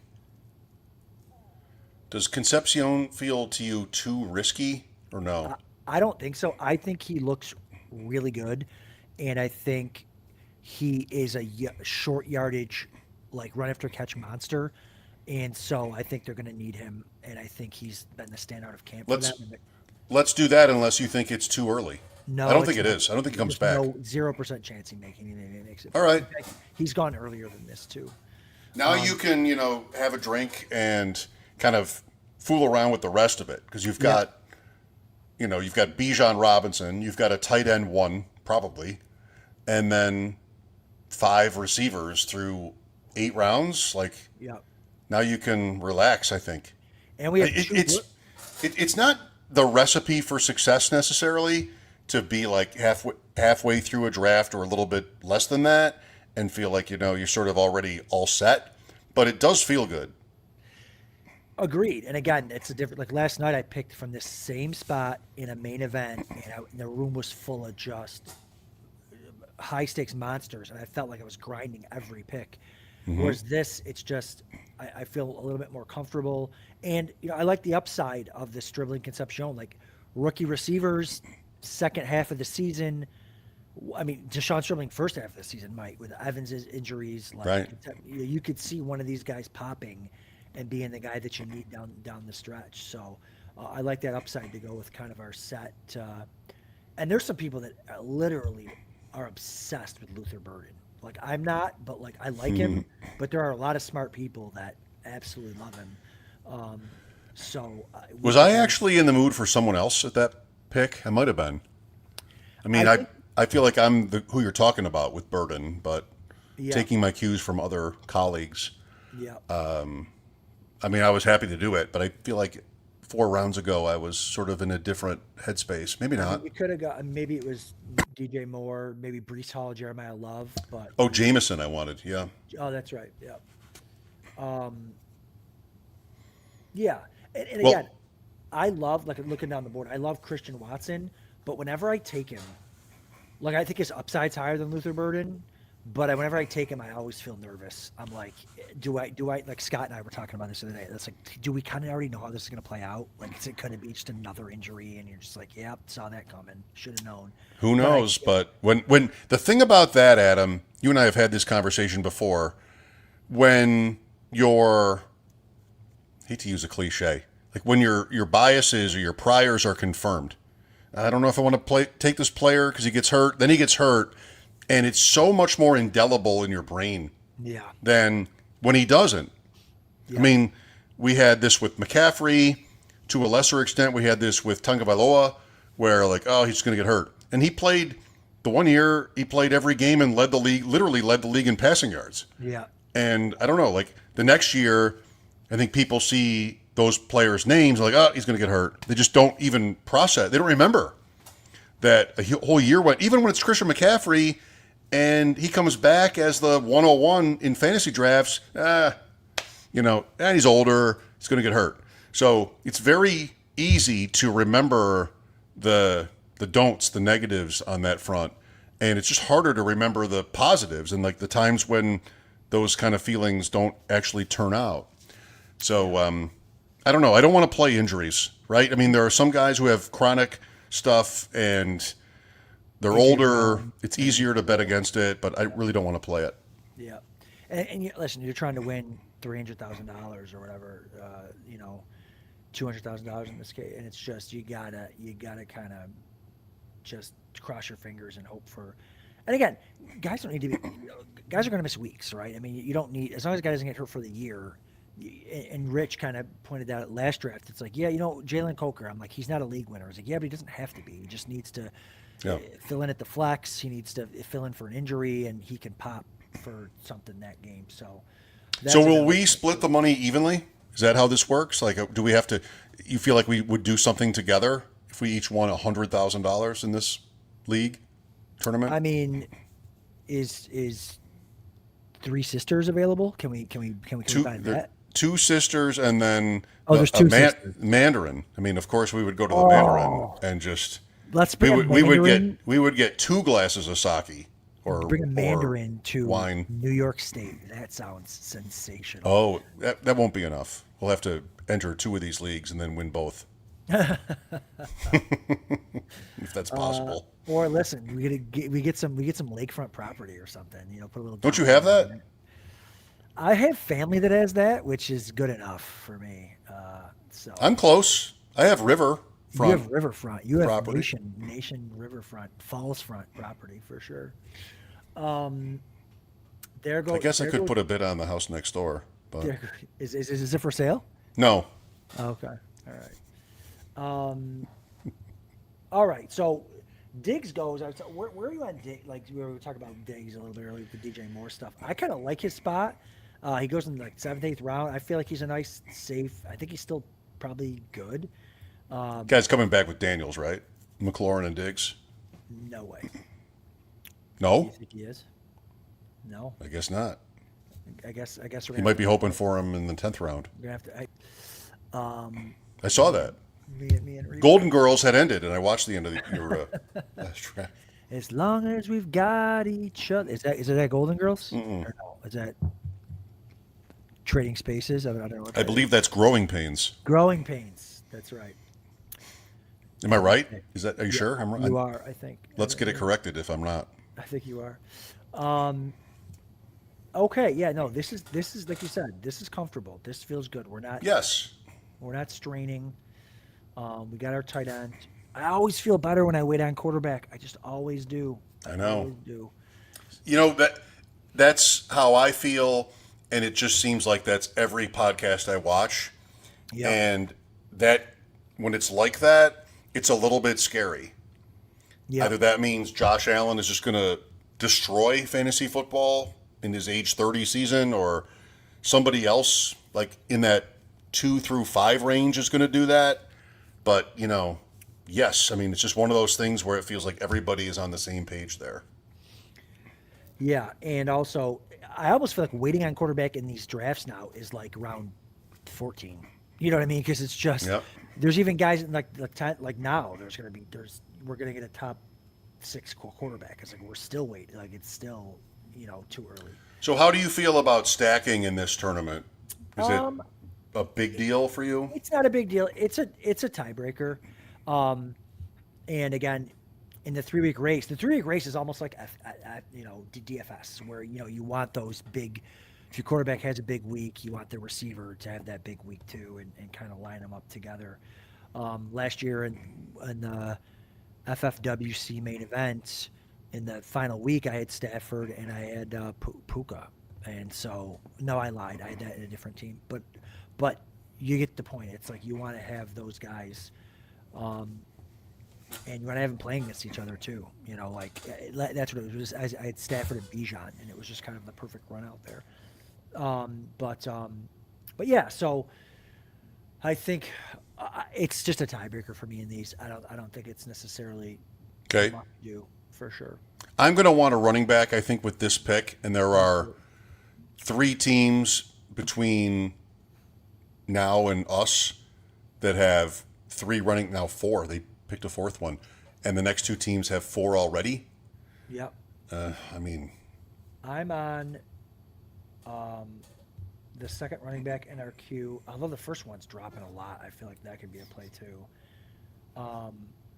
And then I like the second one from the bottom that you have in there. all right. Well, I we're on deck, and why don't you tell us what you want to do? Yeah, because this guy should not be taking a running back or woman. I would like to do Chuba or JCM. I'm probably JCM because he's the starter. I like that too, but I think now it's your choice. I think I'll want another running back next, or Jaden Daniels. Yep, I'm good. I like that. I'm good with either of that. I think we probably should find. Is there one guy here that we know is going to start? It gets a little. Let's take JCM. Yeah. Right. Yeah. And then see if Team 1 that already has drafted Burrow drafts a second quarterback. How does that sound? Yeah, he won't, but Our own little Washington stack, maybe. I've seen Right? crazier things. I mean, I don't. What are the week 1 matchups? I think Jacksonville's got an easy one. Jacksonville plays Cleveland the first week. Yeah. Washington plays Philadelphia. Yeah, so it's going to be Tootin for sure. I can't do that for the whole season, by the way, before you start asking me. You want to take Daniels? Let's do it, man. I mean, Rich got better value than I did, but let's do it. Whatever. We have our own little Washington commando stack. Yeah. All right. No, 1, 2, 3, 4, 5, 6. Yeah, I mean, listen, I was telling Rich, like, anytime I've had big success in these tournaments, it's always getting dual threat or a guy that just smashes. It's been Patrick Mahomes early in his career, Josh Allen, Lamar Jackson, that breakout year in 18 or 19. Like, it's just getting those guys. Yep. A lot of them are dual threat guys that just smash. 18 as a rookie, Jackson went in for an injured Joe Flacco and helped get them to the playoffs. He had a terrible playoff game against the Chargers. 19, he was the MVP and led the league in touchdown passes as a kid. Yeah, that year I had Andrews. We had Andrews. We have to do that tonight. Yeah, that's right. I had Jackson and I had CMC in his breakout year, and I finished 3rd in the FFPC main. And it was again, another thing I think about too is getting different, getting unique. I started it's tight end premium, but I started Goddard. I started who was I'm losing my because he's still in the league. Who's the Bengals tight end right now? Gesicki, and I started one other tight end. And so I think it was the only one that started three tight ends, and they all scored that week and went freaking bananas. So, Adam, I was just reliving our friends from Go Bills, their second main event win. Yeah. And I was doing this sort of ad-libbing on the air on WGR for lack of anything else to talk about in my head. This is what came to my mind. Of course, I mean, I'm playing in fantasy leagues all the time, and I know those guys, and I know you. And like, okay, yeah. They started Zay Jones and Jerick McKinnon only because they were so far behind in the standings. Like, why not? So Zay Jones and Jerick McKinnon, who nobody was starting that week, except in this situation, they were bright enough to do that. And they each scored 3 touchdowns in their games. Or maybe McKinnon was 2 and a 2-pointer. Like, they both had huge games. And so our friend Nick, who was a part of that team, was listening to me. It just was kind of saying at the time, like, I wonder if Nick is listening to this, because he'll remember, who did they sit for Jerick McKinnon? You want it to be like sort of a big name. It was Zonovan Knight, he said, who everybody had picked up right before the playoffs, and he had a huge week in whatever week 13 or whatever week that is. And then Zonovan Knight got me to the sprint. I'm going to roll with that guy. And what Go Bills did was bench him for Jerick McKinnon, who put up 30 points in Houston that day for Kansas City. He scored a overtime touchdown, maybe, like it was just massive. So what I learned was like, okay, because I am such a slave to projections and sort of playing off the averages. Yeah. But if you want to win these, you can't do that. I mean, you've got to get a little bit weird at some point. I want to get, build a team here with you that isn't weird off the get-go, but eventually it might have to get weird to win. Yeah, that's a great point. Last season, I remember calling everyone that I knew would give me honest advice. Heading into the final week, I was in first place in the FFWC main, and it was, do I go Stafford or do I go Jacoby Brissett? And we got to Brissett, and I'm like, I'm going to get different and weird. And then I'm like, and then I couldn't do it. And I went to Stafford, and Stafford ended up scoring, 7 or 8 more points.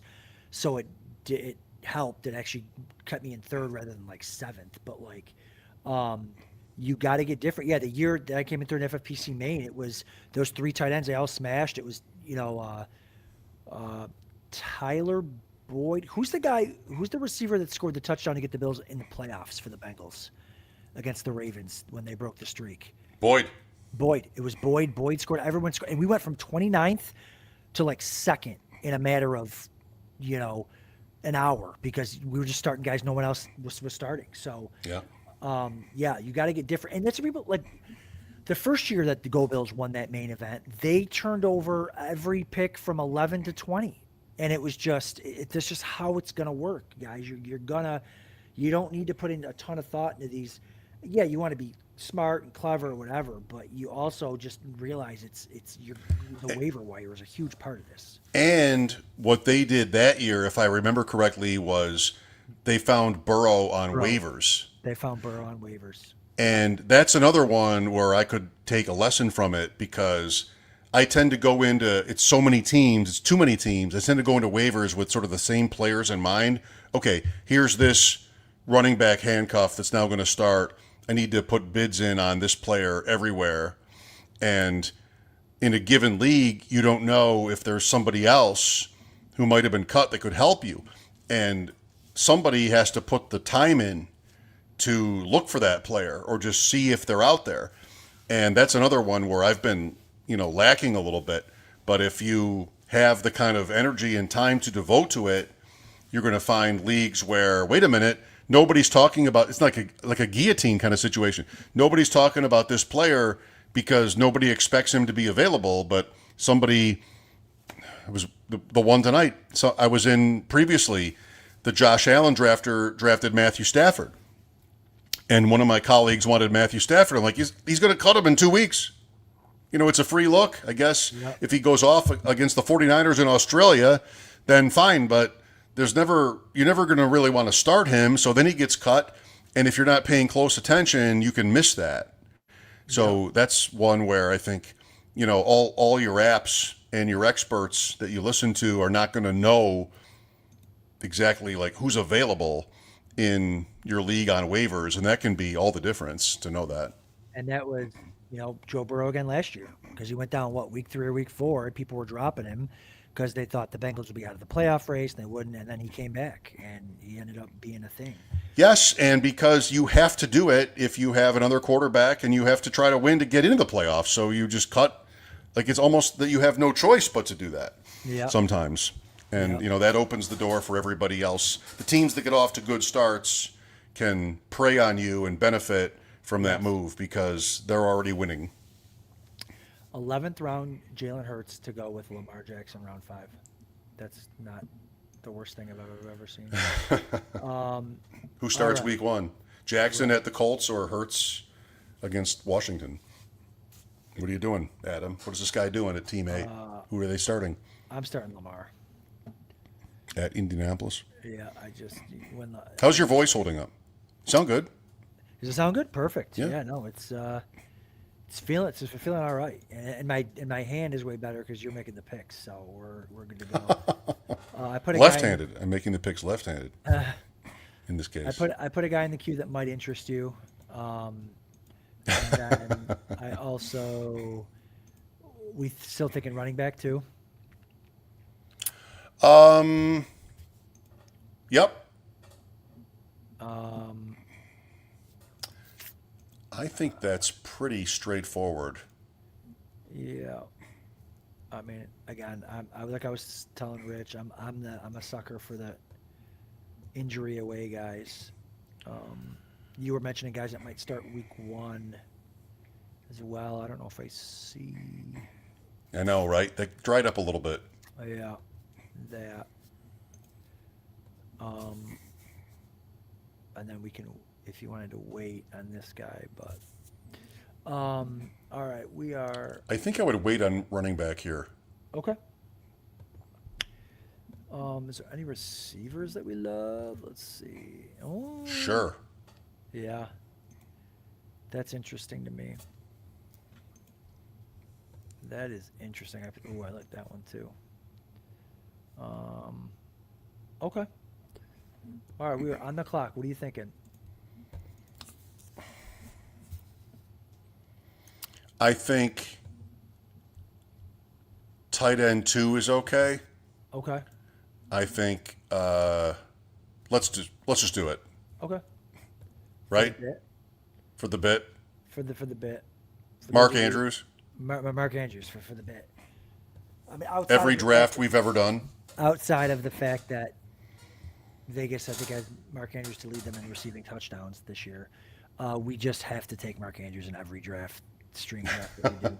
So Same bye week with Tyler Warren, but let's not worry. There's no chance we're going to get to. If we do, we'll love our team. We'll love our season. But otherwise, no chance we get to week 13 without adding another and have an issue. I don't know if we want to give too much away, but are we set on one QB? I mean, I'm not taking one now, but I'm just for the whole thing. Yeah. No. Okay. I wouldn't be. There's too many good ones that go late. Correct. Pick your favorite receiver here for me. Okay. Unless there's a running back you have to have. No. We're already seeing a defense go. So. Do you prefer upside or do you prefer, always? Okay. Well, I'll let you pick. I mean, Shakir or Flournoy? Ooh, Flournoy. No, I wouldn't do that. I might do A.D. Mitchell. Okay. This early. I didn't see A.D. Mitchell in the queue. I mean, Worthy isn't terrible. Worthy's not terrible either. For now. Let's go Worthy. All right. Couldn't Worthy hit? Maybe. Yes, correct. Yeah, Worthy could hit for sure. All right. Faux show. Do you have any questions for me that you haven't asked? I mean, it's getting near 11, and I don't know how much juice you have left, but I'm enjoying being back with you here in a professional setting. How'd you shoot today? I'm so good. That's the thing that you forget when you don't play for literally an entire year is that if you're good, you won't forget everything. So I got out there at Lockport Town and Country Club today with some work friends, and I think we won our match. I birdied 17, and then I was getting late, and I needed to be back here on the stream for a 7 o'clock main event draft. And I hit a bad shot on 18. I'm like, I'm going. I'm done.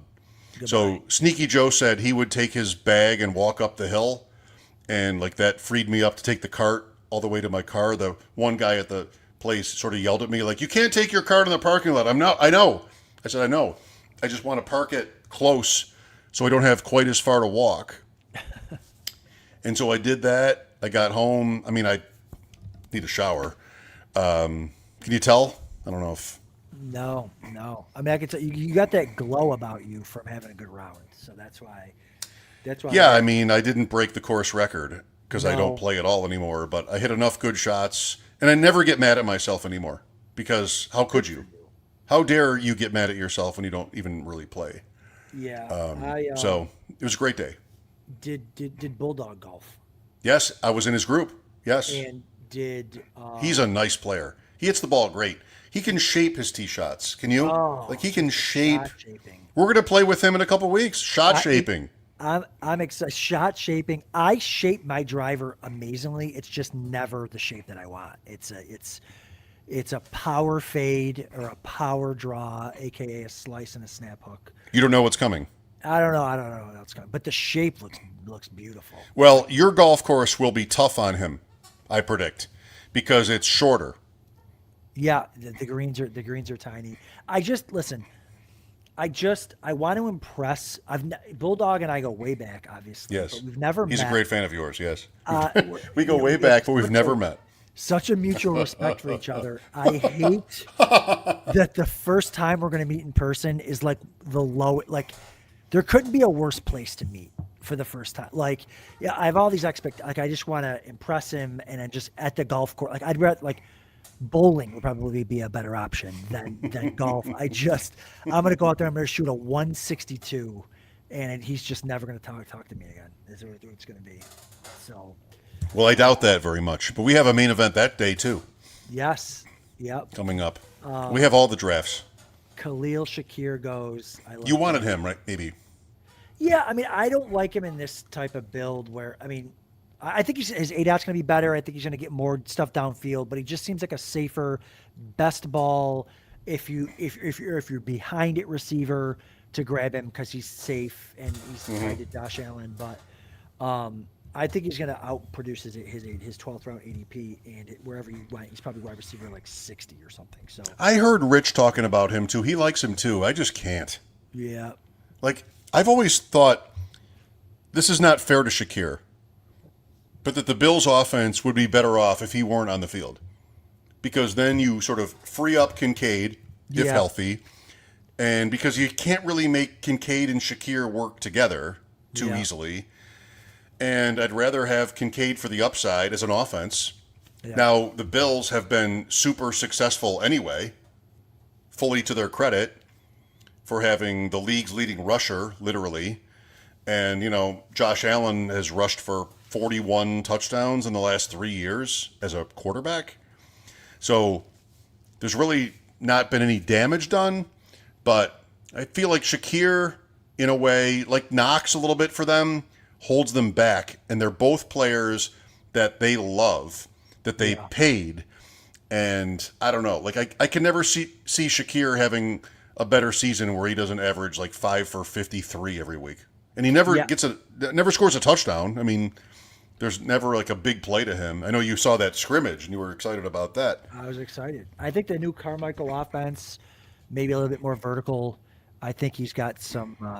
I think he's got a little bit of meat on the bone down the field, and his run after catch is always great. He might have led the league last year in yards after catch. Yeah, because every pass they threw was for 3 yards in the air. Like Allen was historically low in downfield passing, and if I were an offensive coordinator, age 36, and had gotten promoted to head coach and had Josh Allen and years to sort of under my belt to work with, I would change that. Yep. I mean, the record be damned. I would not be game manager coach guy ever. Yep. He's not going to be either. I don't think. All right. Well, why don't we stay on for 2 more picks here, and then we can. All right. call it a night. I'm happy to do the rest if you want. I would love that. You've been talking all day. I've had a golf game. I'm sitting at my bar, my usual spot for ADP chasing episodes, and just sort of in my element. So I'm happy to push this thing through. But just tell me what you need.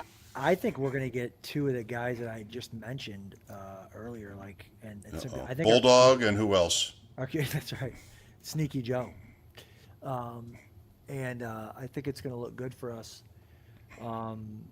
Yeah, I really like the way that this team feels. The two young upside receivers could, if one of them hits, man, this could be nice. How many weeks is the regular season in this thing?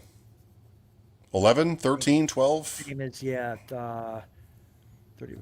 so it's 12, and then it's 13, 14 league, and then 15, 16, 17 is the rate. You know what? Yes, for this. I should look into the FFWC because in years past, I know they merged with NFFC. I don't know if they changed it, but the one thing I did like about them was that the league was 2 weeks longer, and the league playoffs ran concurrently with the 3-week race. So like they were both going on at the same time, which was cool. So even if you didn't make the race, you were in the league playoffs and you were still playing for those 3 weeks, and the regular season was a little bit longer. So, all right, 2 picks away, and a lot of guys I like are there. So I think we're going to be a guy that you mentioned still there. So yeah, I like where we're at here.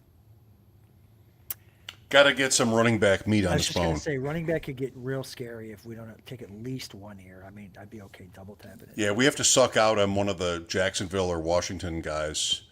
Yep. Let's get that out of the way. Who is the likeliest? Vidal? Blue? I mean, Keaton Mitchell had a. Is he still left? No, but he had a setback today. No, right. And so, like Vidal, I mean, I'm very into that offense. Sampson is fine. Emmett Johnson is fine. I mean, Blue is fine. Dylan Sampson's more standalone. He's got some standalone value. Then there's some running backs there that are an injury away from being really good. Davis. Do you want to handcuff Bijan? No. Oh. You do? I mean, I wouldn't hate it. Brian Robinson's not the worst back in the world, but Do it. You've been working all night. oh wow, You want him? honey, you're the best.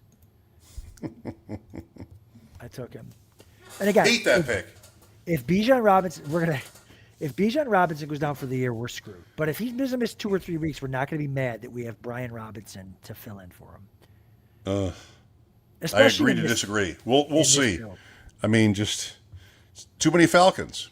Too many Falcons. I love, and I'm glad I just saw that because if I was alone drafting, I'd have been sweating that out. Like, please make it back to me. Please make it back to me. All right, you go ahead and pick now, sweetie. You can do it. What is all this, honey, sweetie? I like A.D. Mitchell. Do it. Okay.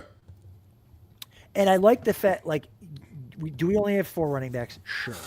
But we have a locked in 1 running back because if there's an injury to Bijan, then we're set for a week or 2. But let's just hope he doesn't go down for the year. Let's. Mike, thanks so much for joining me. This is just incredible. Blast from the past. Also, everyone's still watching. Like, this is fun, but live drafts in Vegas for this stuff is way more fun. There's still time to get out there to Vegas for the NFFC drafts and the FFWC drafts, and it's just the best time. And so the Circa is incredible. The sports book is overwhelming. Drafting by the pool is amazing. I think this weekend, or no, maybe 2 weekends. They just from had now, it. They did. They had the draft day where it's the National Fantasy Football Day, but the legacy draft, the 100K, is the weekend before the NFL season starts. That's going to be fun. I won't be there. I'm not there yet, but people do that. And Mike, where can the listeners find you? Right here on this stream, although it's ending. So It is. not after the next 60 seconds. The Odyssey app, WGR in Buffalo every afternoon, going on 24 years plus of that. The season's about to start. New stadium, Super Bowl aspirations, so that'll be cool. Fantasy wise, I'm going to Kentucky with you Yes. this weekend, so come say hi there. And I'm not going to Vegas this year until October when the Bills play. Then I'll be out at Circa for that game for work. But I guess that's it. What I about don't know. ship chasing? ADP chasing Tuesday nights. We just did our main ADP event chasing? Yeah. in the FFPC tonight. Loved that. That'll be next week. And then we shift to a different schedule once the season starts. I think we'll be on Monday evenings this year, but that's always a great time. Love that. I think And I've at golf. got- You can see me at golf. Oh yeah, you can find us with the golf course. I think I have one more stream left and one more NFFC prime time. I think that's the 1st of September, so we'll be doing that, and then it's live. Just grinding, getting ready to go for the season. So, thanks to the NFFC, FFWC for letting us do this. Yes, thank you, Scott, everybody. And we will, and then we don't have our in-season content schedule out yet, but I'll be doing waiver wire stuff and start sit stuff. So. Helping everybody beat me and you. So, How dare you? all right, Mike, thanks for joining, and thanks for joining everybody, and we'll see you next time. Thanks, Adam. You look great. Thanks, buddy. See ya.